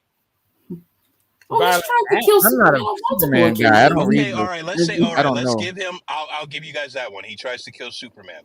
What's another? I'll tell you what Joker's done. Joker has blown up a hospital. Joker's way more ruthless than fucking Lex, bro. So what has Lex done? What has Lex done bad? He's a corporation. That's all he needs to know. There you go. See how hard it is to come up with something bad that Lex has done? He's a corporation. That's all I gotta say, man. That's all you need to know. That's all you need to know. Corporations are evil. But real talk, like going through the comics and actually reading more about Lex, like, okay. Well, he wants the Legion of Doom. Like Yeah, he I was formed just the about lead. to say that. Yeah, I was just Yeah, about to yeah. say that. That and you But seen all when he right, put all on the right. battle suit and he went around fucking shit up with that suit on too. Say he helps Bro, Gorilla that's Grind. He helps everybody. Yeah, Like he definitely is a villain. the dude Ain't is no question. wild. No, but they did in that show. If you watch Smallville, they did try to make him more human, more relatable, less villainous. They did, and so if you did come up on that show, I could see you feeling that way about Lex Luthor for sure. Because they did try to humanize him, and it is cool to make. I think when they make the characters more complex like that and give them a little bit of depth, and they're not just mustache twirling bad guys at all times. So I like that about him. Whereas Joker doesn't really have any times where he's like relatable. Like at no time are you like, like I really feel Joker on this one. Like that doesn't happen much. So in that vein, Joker's pretty much more evil around the around the board or whatever. But Sorry about let's that. see, episode or reason, or what do you call it? Not reason. Yeah, I guess reason number 4. So the 5 reasons why Batman is the dopest, according to Outlook India. Number 4, Batman is a symbol. Describing Batman as just a mere superhero is heavily undermining the character's entire legacy. Batman is a symbol that sends a clear message of terror to the criminals of Gotham City, more so for the fans. Batman is a symbol for overcoming one's fears. As per comic lore, Bruce Wayne was scared of bats. However, Wayne turned his worst fear into his greatest strength and used it to fight for justice and spread a message of hope. Batman has also been adapted for the silver screen, where the character has been portrayed by famous Hollywood. Wait, that's not part of the reason, is it? By like George Clooney, Val Kilmer, Michael Keaton, Christian Bale, Ben Affleck, and very recently Robert Pattinson. Yeah, no, that wasn't part of the reason, I don't think. Oh. But where's reason 5? Didn't they say 5 reasons? Did they say they did, maybe the human thing, maybe that was one, and they just forgot to count it. I mean, but no, but it's they're numbered. Like this is. I know, numbered. but the one before that was Batman is Human. Like right before they were like listing it off. I think that was like, yeah. I think you got to scroll past the ads because the ads. I did. Okay. Oh yeah, no, and then it went to the related stories, which means it's over. I think the first reason was that he was human. I really do, because it's not numbered, but it's right after they're like, oh, here are the reasons why Batman is a human being. It's not numbered. They did it weird. Is there a footnote under Batman there? is to get onto it. Like Batman is a symbol. Like Batman's really the symbol of overcoming your fears and knowing that there's someone out there that's scarier than you. Like with my kids. So I have 2 kids, and rule number 4 in our house is there's nothing scarier than Daddy. So I mean, like that's how I feel about Batman. It's like no matter what, there's not going to be anything scarier than Batman. Like overcome your fears. Like it was said, Batman overcame bats. Batman overcame everything. Like Batman's not scared of anything, and that's what makes him so cool.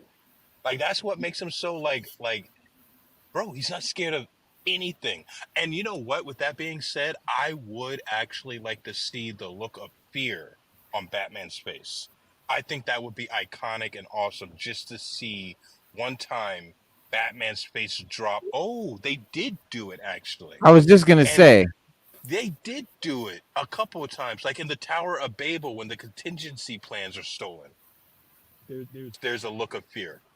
Mm-hmm. I feel, I mean, it's a cool moment, but yeah, I mean, him being a symbol, you know what I'm saying? Yeah, he's scared of losing Robin. That's definitely one of his fears. Yeah, I feel like with Jason dying, that really shook him. Yeah, and I don't know if he ever fully recovered from that. Yeah, that's true. Yeah, I mean, and segue, perfect fucking segue. Rumor, well, I guess confirmation or whatever. Dick Grayson. Well, let me see if was that confirmed. Yeah, so Dick Grayson, Robin is rumored to be in the next Batman Part 2, the Batman Part 2, but not just any Robin. Any Robin. This is the first one we're talking about. According to this rumor, Dick Grayson will be in the sequel, and we know that Batman Year 2. Year whatever the sequel, he's not going to be old enough. He'll be probably a setup for being Robin maybe in part 3, but I think he's going to be like a 13-year-old boy.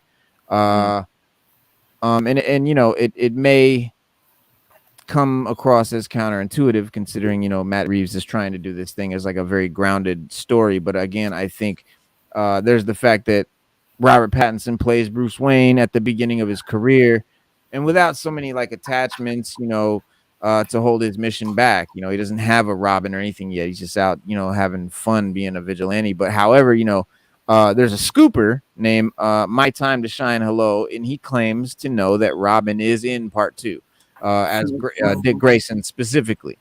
And how that will work under Reeves's guidance is anyone's guess, but there are at least 2 directions that he could go. He could definitely, you know, go the heavy-handed, you know, and turn, you know, it into like a rush job, and you know, like Batman Forever, Dick would be introduced, lose his parents in a circus accident, become a faithful sidekick in just under 2 hours, with some opposition from Bruce, perhaps. But I think, you know, he could definitely make his first appearance in the next film and sort of progress into a hero over the course of 2 movies, like introduce him as a young guy, you know, a young kid. And depending on how old Reeves makes, you know, Batman in part 2, or makes this version of the character, or if the director goes with the death in the family storyline, which would be fucking pretty cool, since we did already kind of get introduced to a Joker, you know, getting, you know, Dick Grayson getting killed. Bad blood.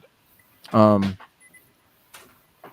damn it. Well, I think not knowing how many arcs ends, not you know, we do know how that arc ends, right? We know, you know, subbing for Jason Todd's fate would definitely send shockwaves through the Batman fandom, and might change the way everyone feels about the Batverse, the Matt Reeves thing, because it has its detractors, but killing Dick Grayson, if Reeves is bold enough to go all the way with that, would divide even those who embraced Pattinson in the Batman. It would make divisions. Do you think he's going to go that far with James Gunn doing everything he's doing? Like, he's not really see that. He's not. Everything he's doing is completely separate and unrelated. Yeah. James Gunn has no real say. He's just going to be nothing at all. No, that guy has full carte blanche with his world. But I think how they're going to do the Robin character, or the Dick Grayson character, is they're going to make him a streetwise, scrappy kid. That'd be dope. Know what I mean? Too smart for his own good, knows how to do things that Bruce does with science and stuff like that. He's going to be a mini him in a way, but you know, he just has no money basically. But he knows how to get things done without utilizing certain things or utilizing other things, you know. So that's how they meet up. That's how they meet up. You know what I'm saying? Like, I feel like that's like the personality of Jason almost, though. Like, he was kind of like that when they met up. So, like, I mean, they could do that. I would just think that that's supposed to be Jason and not Dick. So, I don't know. I don't know how I feel about him being introduced so early on in that universe. Like, I guess if they want to do like a cameo and then like really do it, and I guess in another movie, that would be fine. But I feel like he doesn't need to have prominence in the sequel. But you know, like if they're doing a grounded version of Batman, like the real world almost grounded, most of your 13-year-olds or adolescents at that age are very smart, intellectual, onto themselves. They're very slick and stuff like that in general. Maybe he'll be a little bit naive. They might put that into it. But ultimately, he's going to be like your average 13. You just look around. They're on their tech, on the phones, doing all sorts of things. I like the idea of him being a kid versus how in that, you know, the movie that we already got him in with the nipple suit Batman. He was way too old. Like that Robin. He should have just been Nightwing. I don't know why he was Robin. Right. 30 years old. That's Nightwing age. Right. That's Nightwing age. 30-year-old Robin. I would much rather them did the what you call it? Not the Dark Knight. Yeah, Dark Knight Robin. The girl. Oh, what the girl one? You really? Yeah, I like the girl Carrie? one. Yeah, I do like Whatever the Yeah, her I girl name would one. like yeah. that. Oh, The yeah, redhead, the yeah, ginger. yeah. I would I like always that. thought that. It'd Yeah, be she Yeah, was something like she was different, really man. Like, spunky and like really energetic, you yeah, know. So Yeah, I Kelly. like Kelly. her. I Yeah. said Carrie. Ooh, it's Kelly. yeah. Yes, Kelly. I think Yeah, that I would be a think she would fit. I'm She one would of the probably rare fit. few. But it I'm would one be of the weird rare because she was few. there when Bruce was older. So I don't yeah, know. true, It's kind true. of weird. Yeah, But she I would mean, but fit. if they did that with the Clooney during the Clooney time, that would have been a little bit different. Like instead of the 30-year-old Robin. right. And 30-year-old Batgirl. Oh Jeez. Yeah, yeah, right. old ass. Oh man, what a time. No, but it'll be cool to see a young kid Robin, because the boy wonder, he was a little kid. He was a young guy, his little sidekick. He was not, and I get there, them wanting to make him seem a little older back in the 90s, to be like, how is he going to be fighting crime, this little kid? But that's part of the mythos, man. That's part of the lore. That's what he was. He was boy wonder. He had little toothpick legs. He wore a little Speedo. He was a little kid with a little handkerchief around his neck for a cape. Uh, he was just a kid and just the boy wonder. He was just that little sidekick dude, and that's cool if they want to go back to that. And again, shout out to Bloodshed, who said she never seen Batman. She don't know Batman to be knocked out so many times. Like it was Hey, in the that was movie. year one. Hey, Not too that's much. Not too much. He was blasphemy. That's blasphemy. Don't talk he about was Batman being knocked out. That's no, blasphemy. he was unseasoned. He was still he was unseasoned. He was a young seasoned. It was like Sada said, it was year one, year two, so he was still young. Now, would it be awkward if they for the first Batman, what was an R rating? Was there an R rating or a PG-13? No, it was PG-13. Now having a young kid in there at that age with all the wildness that was going on, would that mess with the ratings now? I don't know, because that might be part so. of why they never really explored him actually being young, because they didn't want like kids, I guess, like associated with that kind of environment. But my thing is, like, if you want to make him older, just make him Nightwing. Like, let's not put this like 20-year-old or 30-year-old in a suit for Robin, and like, I agree. I agree. It doesn't look cool. It's not. And I'm one of the rare few who is a big fan of Damian Wayne as a Robin. Like I know Sada, I know you hate him, but I love Damian Wayne. I think he's a cool little rapscallion type. Yeah. but he's like a UFC fucking fighting whiz. He's what do you call it? Like he's like a prodigy. He's like a fighting prodigy. Well, so that's cool. He's technically a clone. There you go. Right? He's genetically fucking designed. Yep, that's how he came prepackaged. That's how he just came into the world. Right. Yeah. Right. Out here adopting grown ass men. Right. Like it just looks so odd at any angle. Like this. It really looks so nipples odd. on your suit. With nipples on your suit. Stealing Batman skills to fight. Glowing word. Yeah, getting like petty arguments with Batman. You're a grown ass man. Like, what's going on? Yes. Yeah. Crazy. Oh, the Scooper also named Reeves. Said that Reeves is saving Clayface for the sequel. So we had talked about Clayface. We had talked about Clayface being in the Penguin series. He was previously rumored to be in the as a villain for the Penguin series, but it seems like that scoop is no longer valid. He's definitely going to be for the Batman 2 set to film in March instead of November due to the ongoing strikes right now. But in either case, to make him a fit for the Batverse, the Matt Reeves thing, that shape-shifting clay monster angle is probably not going to be used. He will probably be the Clayface from the serial killer Basil Carlo, the first Clayface, which is another rumor that's holding pretty strong on social media. That'd be cool either way. Yeah, I'm fine either way. That would Me be too. great. Me too. Yeah. Did have a picture of that dude. It'd be funny if he had some more Easter eggs, which he probably will. As far as the coming of the Joker. I can't wait to see what he pulls out. Because again, yeah, it's like everyone's like, "Who's the villain? Who's the villain?" I thought that he already told us that at the end by putting the Joker in there, but he even said like that's not the villain. I don't know what he's doing with that, why he put it in there, if he's gonna even talk about it, or maybe it was just a cameo. Maybe Joker's just not even a thing. Yeah, I low-key forgot he had a cameo in that movie. Yeah.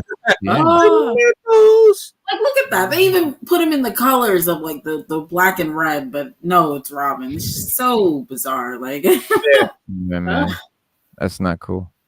And then we did get to see George Clooney again the other day. That was funny in the Flash. Yeah, that was bizarre. He came. He's like, he's like, I would have liked to see Batman. him. What? He fucked up the whole universe. Yeah. Oh god. But that was, people didn't like that movie. I liked the movie. I liked the Flash. Honestly, I liked the Flash. I couldn't watch the Ezra Miller shit. No, let's talk about that right now. There is no way Sorry. you convince me that you like I like the Flash. I mean, even though it's predictable, you know, you knew that the Dark Flash was him. You know, it was automatic as soon as you seen it. What Dark Flash? What Dark Flash shit they have? Like 5 minutes. Like, you didn't see it? Are we watching the same Flash movie? You're talking about the new Flash movie. Remember when he went 2023. when he went into they call him Dark Flash.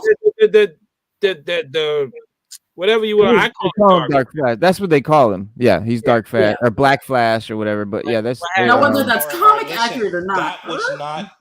I wish that I could have. Man, I wish I understand. But for the movie, we're talking about movie. We're not going to talk about what have you outside. We know this movie was just a one and done. That's it. It's a one and done. For what it is, yeah, we know that's the Dark Flash. I wish this is what they would have had. Nah, this is not the character. The movie, bro. This is not the character. It's a different character. Yeah, it's a whole totally different character. But for the movie, it was exciting as far as the whole going back and forth in the time and all the weird stuff happening. And then it was just exciting. It wasn't a real substance, but it was exciting to see that, okay, they did the Flash movie. They had the cameos. You got to see the, what you call it? Superman. What's his name? Going in 60 seconds. I keep forgetting this. Nick Cage, yes. That was a dope. I was happy to see that shit. I love that shit, bro. Because I know even make it that far in the movie. I didn't finish it. I didn't make it that far. All right. Well, no, listen, you gotta watch it, man.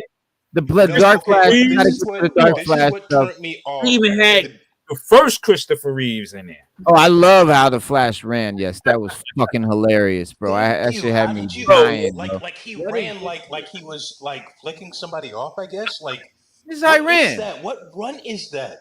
But he was running like that in the Justice League. Fucking Axl Rose or some shit. He was just running like that in the Justice League. Yeah, I know. And then they even made fun of it in the movie. Yeah. They even made fun of it and had him run around the room like a fucking idiot. Yeah. Bro, so beautiful. Bro, I do not remember Flash ever running like that. I like that movie, man. You have to go watch the Flash. You have to watch Flashpoint. At least watch the animated Flashpoint. Read the Flashpoint comics. That's a fucking great fucking story. I was excited for this movie because I thought it was going to be that. I was looking for Thomas Wayne, Martha Wayne, Joker. Well, yeah, that's what it was supposed to.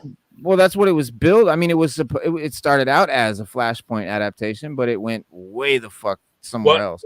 Yeah, because they had to go somewhere else. It's loosely based on Flashpoint, but they had to do that. In that, it goes back in time and save his mother. That's the only. Well, they did do the Batman. Like I was imagining Keaton being the Thomas Wayne Batman. That would have been cool. I like him as Batman, like the way. But I like seeing him. Yeah, the way he attacked all the guards and everything. That was the only part of the whole movie that I liked. Come on, let's get nuts. But you know.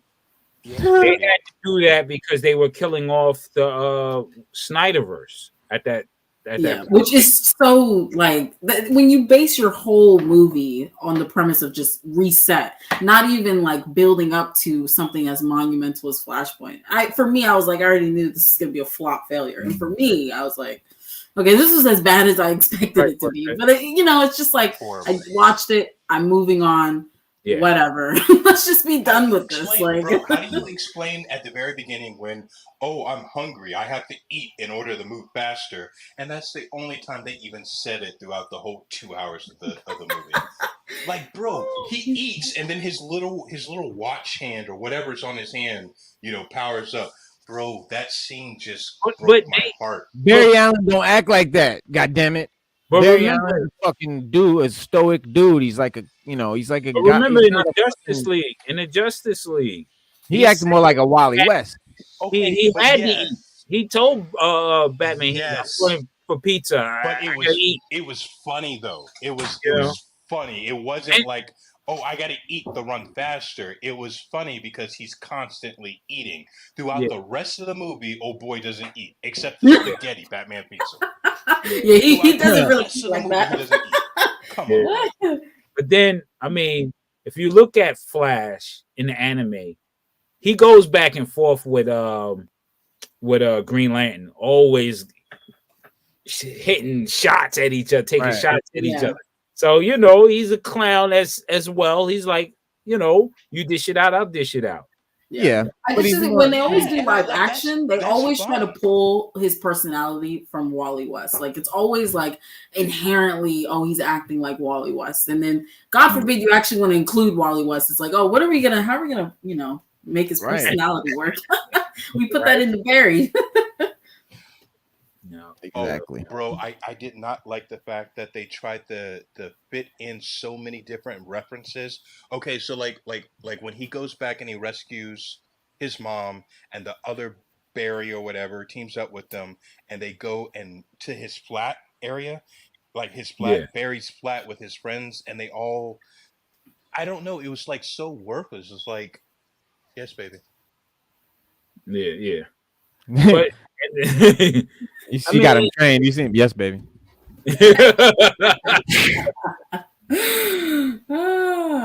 Mute real quick. But yeah, man. I'm not trained. I'm still a man. Okay. I'm still a man. Damn it. It's understand. Oh man. But I just didn't like the fact that it's like, I didn't like the they were trying to go too retro with it and trying to do too many like they were talking about Back to the Future. It's like, you haven't seen Back to the Future? There was too many references like that for me that I was like, I got them, but they weren't funny. It was like, I understood all the references. It was just like, why did you say that? It's not. You guys. The movie was funny for all the wrong reasons. Like, not. I was laughing at it, not with it. Yeah, that's right, bro. The whole like I say, the whole beginning scene of him, putting the baby in the microwave. That was so funny. Bizarre. Like, the only part I didn't like about that, I wouldn't say I didn't like that. Threw me off about that. Was okay. Why is the microwave still working if it's unplugged and you need a burrito? That didn't make sense to me. Yeah, like they made an active choice to like have the microwave running with the baby in there and the burrito. It's just like, why? Why did they take out Iris West? Like, Iris was a big portion of why I was going to go see the movie too. They had 3 scenes with Iris in it. Come on, bro. Yeah, that's what happens when the whole purpose of your movie is to reset and erase an entire universe that came before. You kind of forgo things like that. I think that was an excuse they made that it was going to reset, and they know it's not. Yeah, and it didn't. I don't think they planned that. They just wanted to get it out because it was already paid for. Let's just get something out and to tide us over while we work on these things. Which is, I feel like the same thing with this new Aquaman film. Yeah, exactly. Please don't give me garbage. I don't care how long I have to wait for the movie. Don't feed me garbage and call it, lasagna. Don't do that. Don't give me shit and call it caviar. Yeah, don't do that. Like, just don't make the movie. because I'm sure that movie, like I don't. Now I feel like they wasted my time. They wasted my time with that movie. You know, I I was feel super you. excited about it. I was super energetic. You know, but it took 4 years to come out, and then in the 4 years, like you said, they had the Dark Flash. It's like barely, bro. Not even they didn't even have him. Like, what was that? Some random weird mountain looking I guy, know that monster was looking him in guy. the first beginning when they first showed him. I was like, all right, that's him. Somehow, Another Barry. yeah, it's another one of him. Because technically, if you think about it, look at the TV show. Most of those flashes Mm-hmm. and are him in different alternate universes and things of that nature. Anyway, so I was hoping they would do that, but Right. I would rather the CW Flash is 1,000 times better than oh the movie. oh yeah, hell yeah, hell yeah, hell yeah. You can't beat that. That's Absolutely. sad. That's sad because like I got tired of watching the Flash CW after season 4 because it was too Absolutely. repetitive. It was too repetitive. It was like, Mm. okay, come on, you got to give me something new. But at the end of the movie, it turns out that there's some person or villain from the future coming to the past. I didn't like that.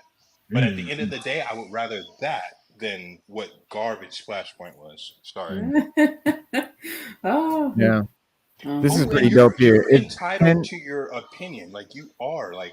But at the end of the day, it depends on what scale of garbage the movie was. Not really if Well, it I was mean, so good. I Yeah, mean, you can enjoy a movie. Like you don't have to say it's a great film, but I fucking had a good time watching it. That's kind of yeah. really what's important. You know what I mean? Like, so hey, if you have like, Black Adam, not a great movie, but I had fun watching it. Like I was not mad at it. Oh, Like I yeah, like had no I problem. agree with you.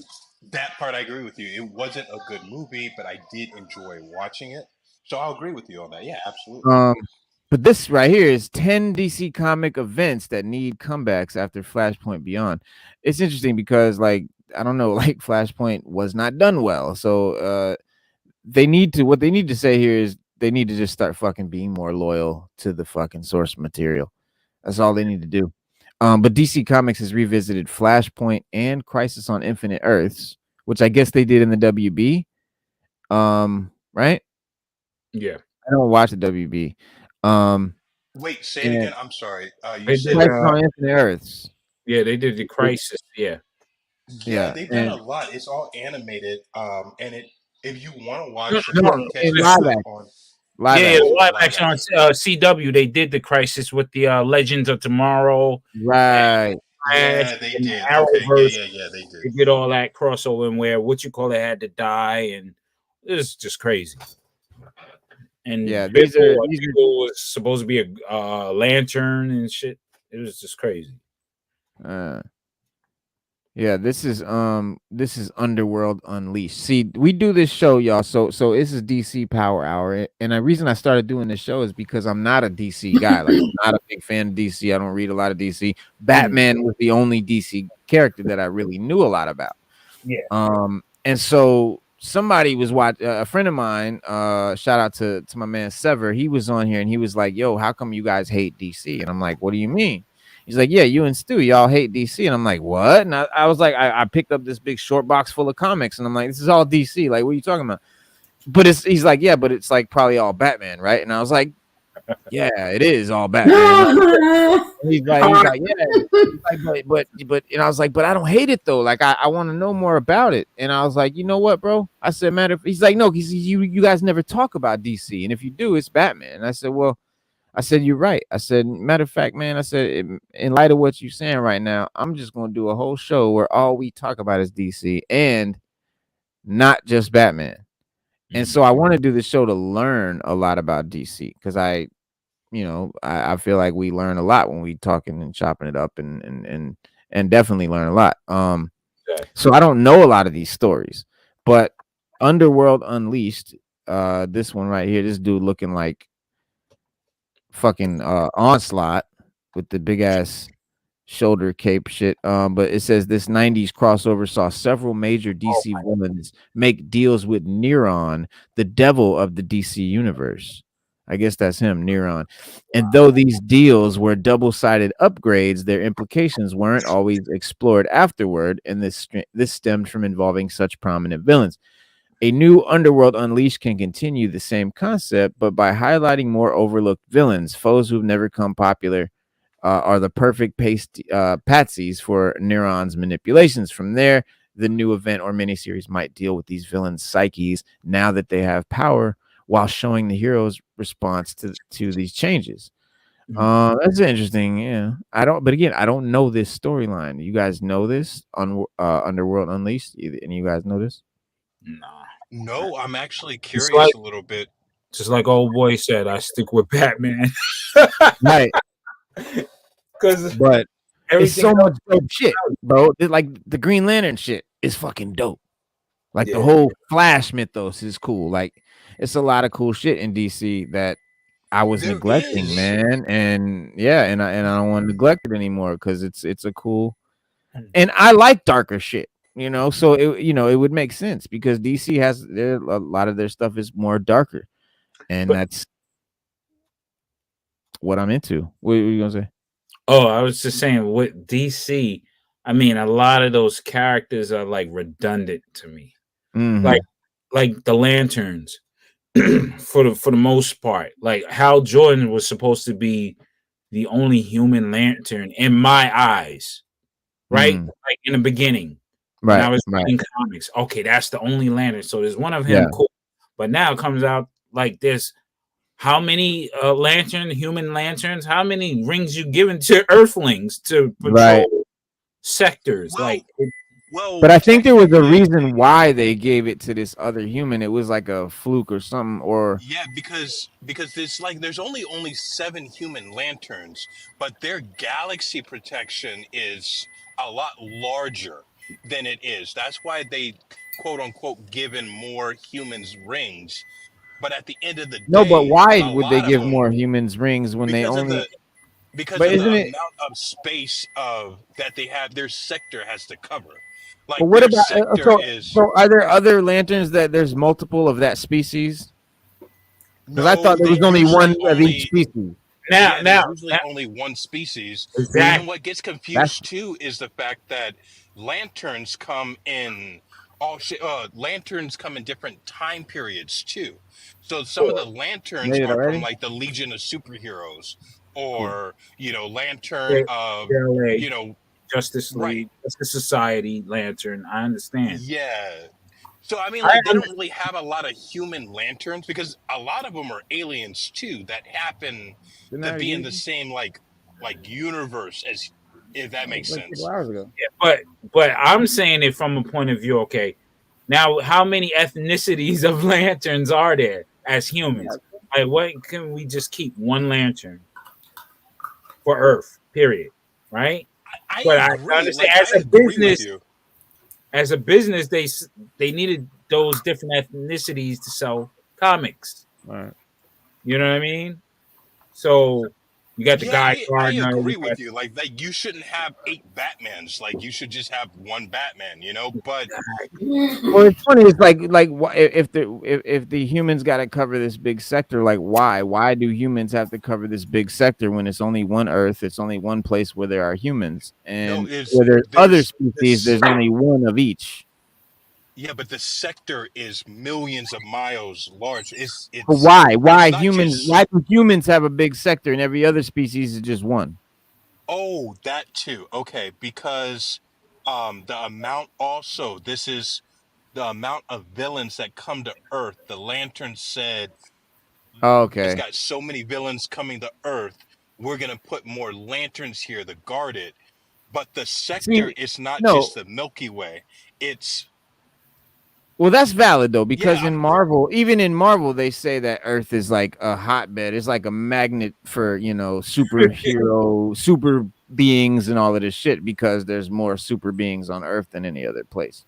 But yeah, okay. Marvel and does like the I same say shit. too, like there's a lot of Earth or That's dumb. human lanterns because you have different Earths as well. Like you got, Earth 22 or whatever has The his Earth lantern. Prime and all But that. at Yeah. the end of the day, there's only like think human lanterns. There's not Yeah. that many. Everyone else is either not human, and that's what happens too. A lot of them aren't human technically. A lot of them just happen to be, in the sector of Earth, if that makes sense. Mm.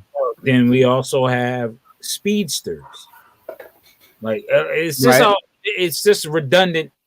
Just like what Sada was saying about Wally West and what you call it being almost just the same person.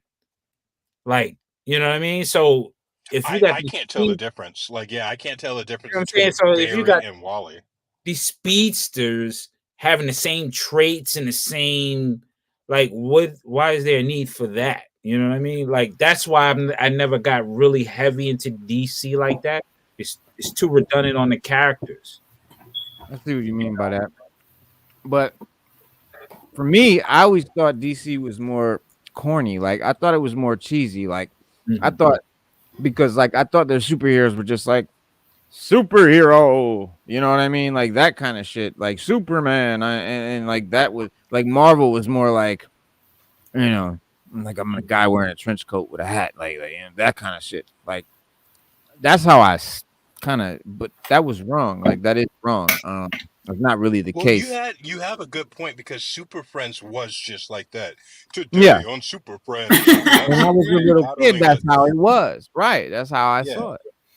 But if you watch Justice League and Justice League Unlimited, and then you start getting into the animated movies, they're a lot better. They're a lot darker. They're a lot more DC's animated shit is, DC animation top rated period. Superhero anime. Marvel just don't know what they don't even know what Marvel. They got a couple wins on their anime side and some of their movies, but for the very most part, like Planet Hawk. Planet Hawk was awesome. Yeah, Planet Hawk was good. I love Planet Hawk. I like Planet Hawk. I like the anime X-Men and the anime. Yeah, like their anime section's really good for some reason. They like knocked Marvel it out anime with that. Yeah. Anime Blade, anime X-Men, anime Wolverine, anime Iron Man. Yeah. I got all that. And that's by far. Dog, if you don't mind me asking this, how do you feel about my Raw Dog? Sorry, Raw Deal. How do you feel about Milestone? Milestone is dope. I got also Icon. That's one of my favorites. He's dope as hell. I mean, my guy, when I was in college, put me on to them. You know what I'm saying? When I was in college, that's when I was put on to Icon. He was like, yo, there's some black superheroes. Because we had a discussion back in the day, like, yo, there's not enough black superheroes, man. That's why I don't even fuck with comics like that anymore. Yeah. And he was like, nah, B, check this out. They have a lot. They have a lot. Whoa, Static Shock. I'm like, what the hell? Where was I? He's like, yo, check these out. I mean, they have a lot. Like, bro, I didn't know about Black Goliath. That's Marvel. Yeah. But I didn't know about Black Goliath. I didn't know about I didn't realize that Static had his own comic until recently. I didn't know. I know Static Shock. I know the animated series, but I didn't know that it came actually based off of a comic. Yeah. A lot of people don't think of a lot of people don't think of Spawn as a black superhero. Exactly. Because you either see him with the burnt face, like a skeleton face, or the mask. You never really see him as a black man unless you've seen the origin. Yeah. Well, for me though, growing up, I wasn't allowed to watch Spawn. I wasn't allowed to watch Blade, so I missed out on those characters growing up because Spawn was more of demonic, and then Blade was a vampire. I didn't grow up with them. I was like, and like even now, I'm like, you grew up in like a Christian religious household. Yeah, like not too strict. It wasn't like horrible strict, but like at the end of the day, I get you. Now, I wouldn't let my kids watch Blade. I wouldn't let them watch Spawn. I mean, it's kind of at a certain age, Yeah. Yeah. Now, like when they get 14 or 15, they can watch whatever they want. But growing up, that's all we really had. I mean, growing up, I'm sorry. We did have characters. We had Kid Quantum. We had Invincible Boy. We had Star Boy. I never heard any of them. Whoa. Yeah, go check out my page, bro. Like in the Legion of Doom, they had in the Legion, they had The so many Legion. different Yeah, diverse characters. They have Bumblebee, they have Mal Duncan, they have Vixen, they have yeah. Vixen was definitely um right. Hmm. On but they her had all these actual anime is characters. so Are good. these DC? What is that? DC you're talking about? Yeah, Oh, these are okay. all DC characters. Legion of Doom is where you'll find a lot of diverse characters. Yeah, And then you can't really do Justice League. Justice League doesn't have a lot. It's all in Legion of Doom, Suicide Squad. Suicide Squad has the Bronze Tiger. It has who else? Oh, I have to do one on this guy.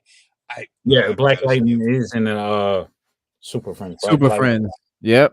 No, Hmm. Black Lightning Back in the technically day, wasn't that in cartoon. He was in that it was cartoon though. Black it was Black Vulcan. Black. Oh, It was Black Well, Vulcan. But the yeah, guy with yeah. the Vulcan was lightning still bolts though. under Didn't Vulcan have lightning bolts? In the cartoon, but and then here's the funny in the thing. comic books, Here's the funny thing. In the comic books, Black Lightning didn't have lightning powers. Right. Black Lightning I heard never had something like lightning that. powers until more developed later on when his character developed. But yeah, he was a regular human guy, just mm. named Black Lightning.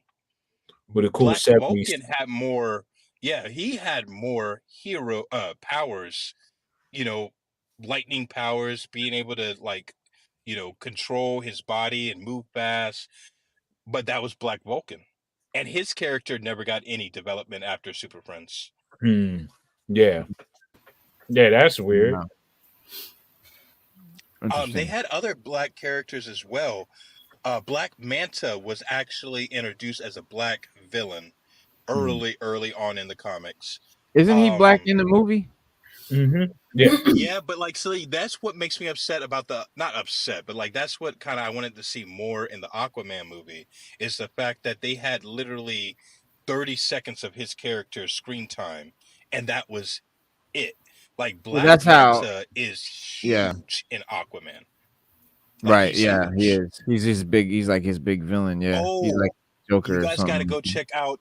You will like. I hope that you guys will like Bloodwind. So Bloodwind is a character. He's Kinetic Charge Belt. Yeah, over so time. check this out. Here's the story about Bloodwind. In the reign of Thanks, Superman or in the Bloodshed. death of Superman, What's Bloodshed they talking about? So about Black Lightning. That's how he started out. He had the kinetic belt. yeah, his character had Ah, the kinetic belt, but he didn't have lightning powers until later on. hmm. Oh, I see what she's saying. But yeah, I see what she's saying. And that part is true. But we don't learn that until after or later on in development. Like, I'm talking about like I have the original Black Lightning in the comics. He doesn't have these powers. Yeah. No, I know I'm you do. saying the I see original. the stuff Yeah, you be posting, like Black yeah, Heroes Club posts them yeah. OG. Yeah, he posts them. He got them old school black characters, bro, for you. Yeah. He I want to definitely. And yeah, these are the He's definitely done his research. I will say that. Yeah, these are the and bro, like they have Bloodwind. So if you guys see the death of Superman, Martian Manhunter pretends to be Bloodwind in like 2 or 3 episodes, and then he's written off. Like Bloodwind is written off after that. So I'm going through the Yeah, comics, because and I'm I like, thought Martian Manhunter when he turns human, he turns to a black man, doesn't he? Bloodwind is Yeah, an actual character, and Mm. Martian Manhunter, yeah, he turns into a black character, but he And that's doesn't use Bloodwind. that form. Oh, Wait, has Bloodwind okay. what? No, I thought you were saying when Martian Manhunter turns into the black character that's Bloodwind. No, Bloodwind is Okay. his own separate character. Okay. Like he just came out. They just came out with a Doomsday comic featuring Bloodwind. But bro, they have not done anything with his character development in years. And he came back out in the 80s and the 90s. yeah. Like they Right. haven't done anything with his character development. Right. He's on par with Martian Manhunter. I think he's stronger or like Damn. he has like more mystic powers than Martian does. But like his character, Martian ain't Jet no joke, Jet bro. was originally a black character. You have Jinx. Jinx was an Egyptian black character. You have and what I'm talking about is characters maybe before 1990, before Milestone. I mean, Bumblebee and Mal Duncan are the most underrated Teen Titan characters. Before Cyborg was a Justice League member, you had Cyborg, you had I said Yeah. Kid Quantum. And this is just off the top of my head. I mean, like, the list goes on. The list is huge for Black I had DC no idea, characters. man. Yeah, it is though. It really is. Like, if y'all check out his page, Black Heroes Club on Instagram. It is. It's a lot of characters that I didn't know about. But yeah, this Sinestro Corps War is the second part of Jeff Johns' Green Lantern event trilogy. The Sinestro Corps War made Hal Jordan's nemesis a bigger threat than ever. Yeah, and I see where they're going with this. Like, I would love to see some more Green Lantern shit. We only got that one atrocious movie that we do not really speak of. Bro, But his they decades haven't. prior, he was some. Hold on. Let me finish. Decades prior, he was something of a two-dimensional mustache twirling fiend. Talking about Sinestro. The event made him into one of DC's biggest threats, and the brand as a whole might be in need of a similar revitalization, and that's true. DC's Green Lantern mythos and comic elements have somewhat fallen by the wayside, especially in popularity. The current positively received Green Lantern book from Jeremy Adams might work as an equivalent of Green Lantern Rebirth. With a Sinestro Corps based event reestablishing Sinestro's threat, it might also once again spotlight each major Green Lantern while drawing in other new comic heroes like Blue Beetle. It's interesting. Have you guys seen the new DC animated Green Lantern movie with Jon Stewart? I think it's called Beware My Might, or Or it's Beware My Power, I believe. Yeah, yeah, It was all right. that's a good one. Mm-hmm. I liked it with Jon Stewart. They have like a cameos of Vixen, Jon Yep. Stewart working with Green Arrow. They do a really good job with. I'm not gonna say a great job, but I mean, like, they do a good job with the story development of John getting his ring, learning how it works, and going to save the universe. And it's taken a lot in space as well. So, like, Yeah. 80% of the movie is in space. Wow. Which was nice. I will say that was Yo, this is crazy. Yo, this Green Lantern. Green Lantern is one of the craziest like backstories. But it's the weirdest Go back, shit in Jessica DC, Cruz. bro. Jessica Yeah, I Hold want on, to see hold more on, than I'm gonna get there. Manhunters. It's super weird, bro. Like, look at this guy over here on the right. This over here dude, Asian looking dude with Matt long hair.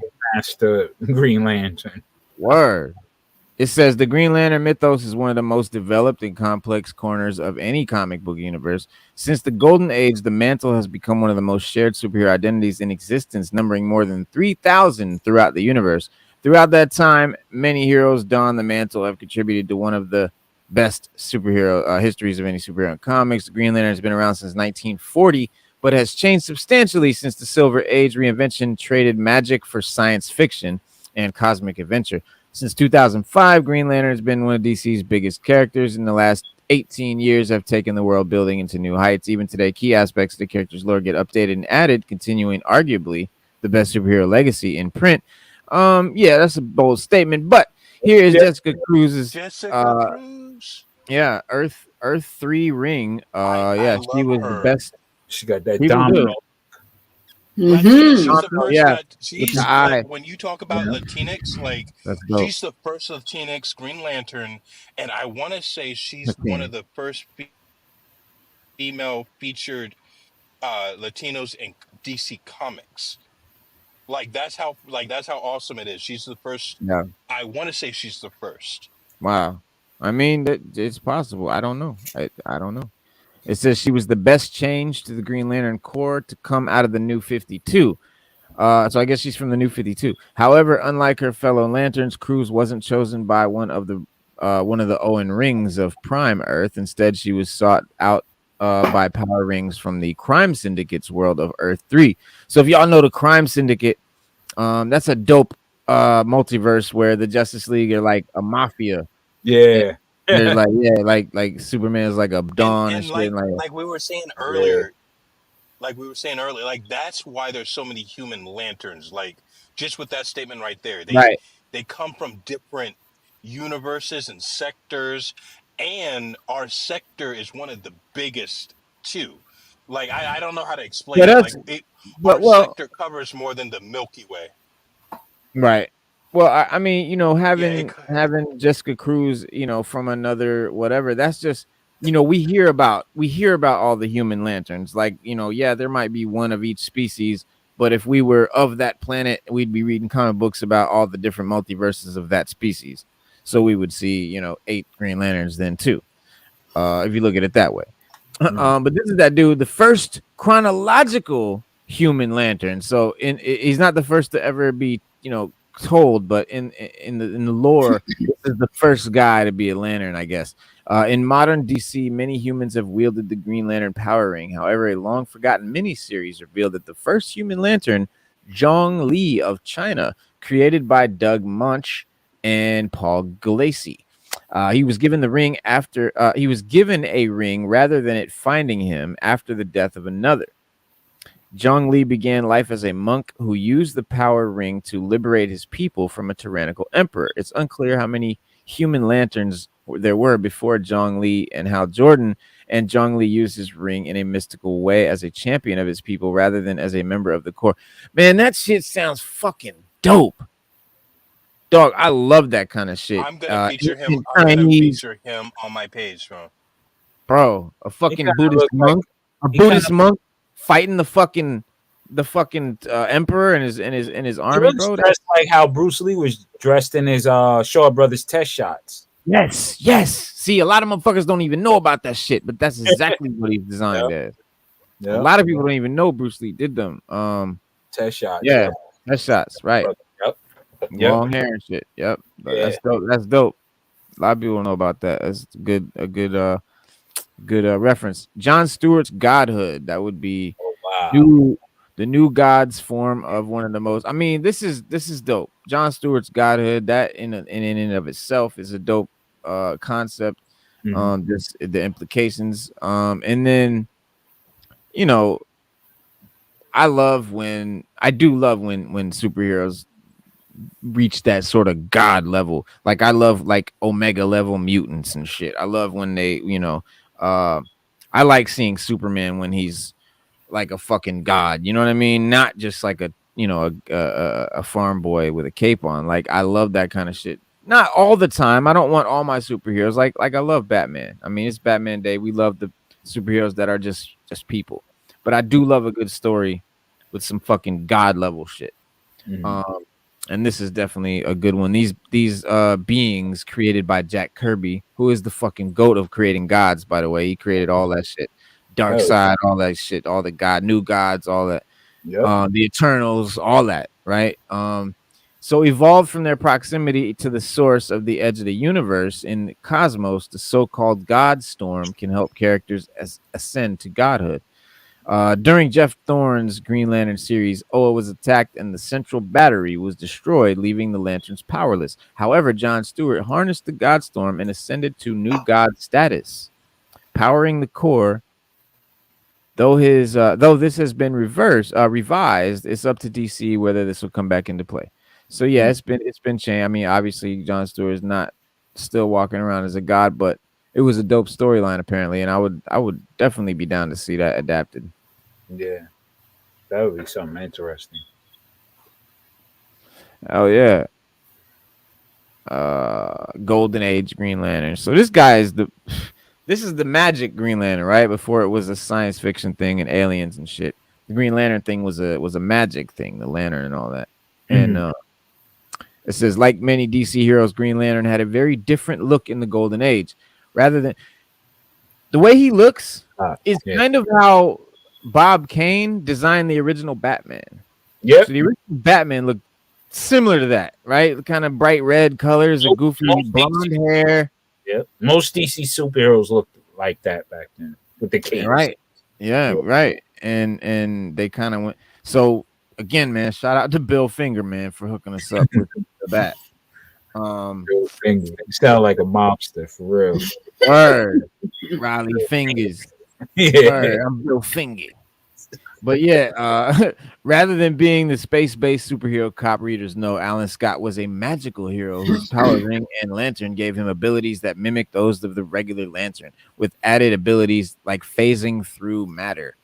Alan Scott is a Green Lantern by name only, with little connection to Oa or the Corps. Instead, this his best association is as the resident Green Lantern of the Justice Society of America, of which he is the leader. Yep. So Scott's ring is still mysterious, though it is part of a prophecy linked to that of John Lee's old ring. Yep. So yeah, so he's linked to that John Lee shit. Mm-hmm. This is crazy. The Manhunters. Yes, I want to see more of the Manhunters for sure. Okay. I feel like they're very interesting. I want to see them. Do you know what do you know about them? I don't know too much about them. Honestly, my introduction to them was through the animated show, through Justice League, the cartoon. Okay. So that's really all I know. But just like I would like to see them more in media. I probably have to read about them more, but I would like to see them in that media. Oh yeah, it says the Green Lantern Corps form the closest thing the universe has to an intergalactic police force and peacekeeping unit. But the Manhunters actually fulfilled this role before the Corps was created. So these guys were around before the Green Lantern. They're the original, like they were the first Green Lanterns. These sentient androids were created by the Guardians of Oa as their first effort at such a force. So you guys know the Guardians of Oa are those alien dudes. Yeah, the old guys, and they're kind of the in the movie they were those guys like in a circle sitting around like on those big podiums, and he was there, and they were like judging down on him. But that's they so I guess before they created the Green Lantern Corps and decided to take the best of each species of organic biological being, they tried using androids. And the Manhunters took their name and programming to literally. Oh, sorry. The Manhunters took their name and programming too literally and became obsessed with the hunt for their targets, namely criminals. While this may sound like their function, the robots turned against the Guardians and are the embodiment of presumed guilty until proven innocent. The robots have moved between worlds, acting as something of a cult, training up other beings to be devoted to their sense. So basically, they're like right-wing cops. Sentinel. Right. Yeah, they're basically like far-right police officers on Earth. Yeah, that's crazy. But that's funny. They so I guess they're villains. They're villains now. So that is cool, Sada, man. You're right. That would be a dope. Are they villains now? Because like I think that they were just over policing. Like I've never seen them as villains. It went from that to like villainy. Like it was a nice transition. That's how it starts. That's how it starts, right? Over policing becomes we know where that goes. But yeah, that's crazy. That would be crazy. That would be like a poignant arc to put in a movie these days, especially now. That would be a fucking that'd be crazy. What was the X-Men's what was the X-Men's Sentinel? What was the is that what they're called? The Sentinels? Yeah. Mm-hmm. I would like to see that. Like I think that we missed out on that with the X-Men because that was they were only featured like once, I think. And they did a pretty cool one. I like the one where they did the one where Magneto was a young guy and he put the metal in Wolverine, the bars in his body, and threw him in the water. Yeah, it was like what their version of Days of Future Past or something like that. Yeah, I think that and the third X-Men movie from the original trilogy, I think, was the only time they featured a Sentinel. And even in the third movie from the original trilogy, it was just the head, and it was just part of the training. Yeah, I want them to look like I would love to see them how they look in the comics. They did sort of like in the one that we were just talking about. If somebody knows the name of it, it's like one of the maybe it's Days of Future Past, but it was okay. When they were they looked pretty good. This is cool. This guy right here, What's his fucking name? Let's see if they That's say. a Red Lantern, right? Yeah, the Yeah, atrocity. Red Lantern. Atrocitus. Yes, these are the red Atrocitus. lanterns. Hell yeah, Atrocity. bro. Crazy. Atrocitus, bro. Yeah, Yeah. Stu has a dope Atrocitus figure that we were Ooh. just looking at. Yeah, but yeah, it's called the color spectrum. It says since the classic battles between Hal Jordan and Sinestro, the color spectrum has been hinted at, and DC has progressively brought in one more color-based core over the years. Uh, no, they didn't bring one in. Hold on, I misread that. Okay, progressively brought in more color-based cores over the years. Thank you, because there's like 8 colors. I know there's white lanterns, red lanterns, blue lanterns, green lanterns, yellow lanterns, black Yeah, but lanterns. like, it's funny that that's said because I just read a comic that the Red Lantern was like he was part of the Justice Society, and this was back in the 80s, and he was a Red Lantern, not looking the same. But I got to go do more research. But I wonder if these Yeah, two I don't Red know. Lanterns are different, or if I they're never heard about. influences. Well, this is the red lanterns, and this is the rage, right? So each lantern is a different emotion, right? The green lanterns is willpower. The yellow lanterns is fear. I think the and then the I don't know the other colors, but red is Blue rage. is hope. Blue is Blue is hope. hope. Right.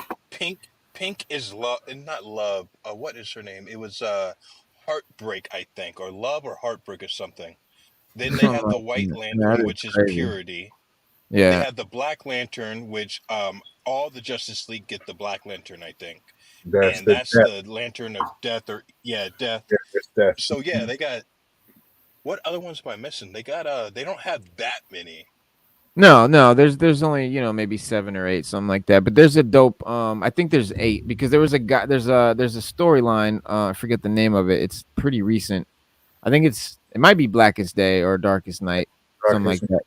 But the dude has a ring on each finger and he has all the colors and he becomes like this lantern god. His name is Kyle Rayner, I believe. He's the Kyle Rayner lantern. Yeah. So He but was a Green Lantern, but then he got all the rings. yes. Yeah. Yeah, he was the Green Lantern for a long time. He's one of the cooler, I think, one of the cooler iterations of the Green Lantern. For me, it's like Kyle Rayner, John Stewart, and Hal Jordan, obviously the OG. But the most famously and rage fueled Red Lanterns and love based Star Sapphire Core. The most important of these is the Sinestro Core, who use the yellow power to and fear still in the to power of fear to instill their own sense of order in the universe. Each lantern is powered by a different form of energy on the color spectrum, including ultraviolet, yellow, blue, white, and orange. Some of these core are allied with GLC, while Atrocitus, Necron, Sinestro, and Larfleeze are from the villain, form the main villains. I don't really know. It's not really telling me these were supposed to be adaptable. I thought they were adaptable shit. No, it's not. It's just Green Lantern lore. Okay, my bad. This is just crazy lore. All right, my bad. So yeah, that's the colors and shit. The oath. They got that oath, the brightest day and the blackest night. No evil shall escape my sight. Let those who worship evil's might beware my power, Green Lantern's light. Every lantern must speak this oath in order to power their lantern batteries and charge their rings. Reread it again for me, bro, please. There's No, no. Like I remember growing up, it was in brightest day, in darkest night. this night. No evil. No evil shall escape my sight. Let those who worship evil's might beware my power, Green Lantern's light. All right, cool. Because I know that they might have changed it a couple of times, but I was just curious if they changed it. Nah. Oh, yo. Parallax. Wasn't that the one they tried to do for the live action movie and that didn't really go? Yeah. Okay. Yeah, Just bro, I wasn't don't sure. All right. That was supposed to be the yellow, the source of the yellow. He was just a cloud. It was like he was the source of fear. He was the source of fear. The Yellow Lantern. That's how Sinestro got the ring at the end, which looked really cool. But that's the only cool part of the movie. Yeah. There you go, Parallax. Yeah, he's a dope Gold Series McFarlane joint. Oh wow, he has a cape. All right, I've never seen the one with the cape. Yeah, that's Parallax. I'm again, man. I'm not 1,000% sure, but let me Yeah, see. I believe he's Hal Jordan. yeah, he is Hal Jordan. He's Okay. supposed to be Hal Jordan. All right. It says for any newcomer to Green Lantern fandom, one of the surest topics to come up was Hal Jordan in the 1990s, specifically how the definitive Green Lantern was driven to become a murderous supervillain after Mongol destroyed his home coast city. Unable to cope with such an immense loss, Hal Jordan attempted to revive every single person lost by the attack, leading to a showdown with Oa when the Guardians sanctioned him. Hal's battle against the fellow Lanterns followed his accumulation of their rings, hoping the central battery could permanently reanimate the city. Guardians even released Sinestro to battle Hal and consolidate their powers into Gauntlet. Oh, Ganthet. Sorry. I don't know who Ganthet is. I guess he's a big character they made. But yeah, Parallax. I guess he becomes Parallax. Let those who worship evil's might beware. Just beware. Yeah. Blackest Night, Next, Necron. the Necro. Right. He's like Yeah, I think that's the one where everybody gets a ring, right? Or they have to at least defeat somebody with the ring. this has something to do with like zombies, I know. Yeah, it's the death, the Black Lanterns or something like that. Blackest Night prophecy first appeared in DC history in a short story by Alan Moore, Tigers. Here it was foretold that the coming of a faction beyond death would shroud the universe in darkness. In the famous event, that's exactly what happened. Blackest Night introduced arguably the most powerful Green Lantern foe in Necron, the leader of the Black Lanterns. Yeah. This being, along with his forces, could reanimate the dead and possess their bodies, inducting them into his necromancy core. Necron in the DCU is basically the personification of death. Yep. Necron ain't no joke. Word. But that's not him right there. That's Green Lantern. That's Hal Jordan, but the back, those are that, those yeah, guys in the background, the Yeah. Black Lanterns. Yeah, yeah. that's crazy. Damn. So that's who that lantern is.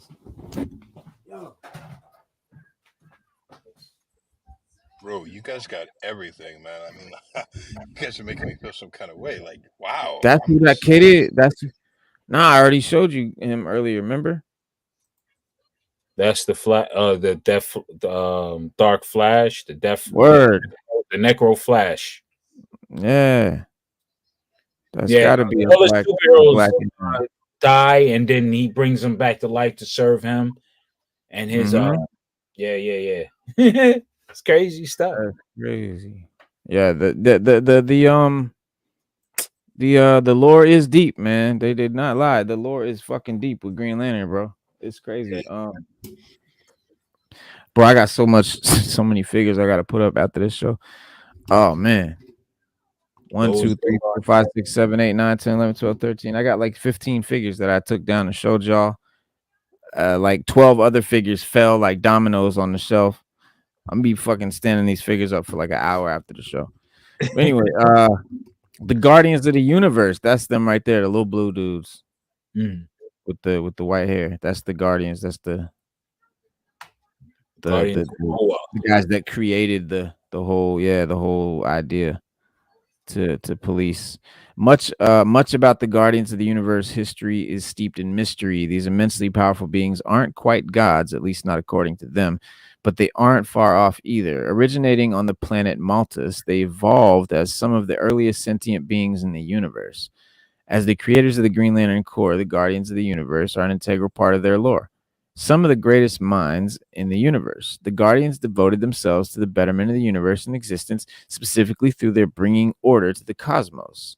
They aren't typically involved in the action. Their powers are immense, including time-bending abilities. So they're like, super highly evolved beings that, have just evolved into having fucking crazy ass power. Similar to the Watchers of Marvel. Like the Watchers. Like I'm looking at him and all I can think of is Smurfs. I'm sorry, but like Oompa Loompas too. But They remind me of Oompa Loompas. That's crazy. A lot of stuff, like if you look at DC and Marvel, they definitely have some sort of a mirror effect in certain ways with their heroes and villains. Right. I mean, because the one Jack Kirby and a lot of artists were bouncing from DC and Marvel back in those days, were creating, so it would get like that. But right. But I don't know.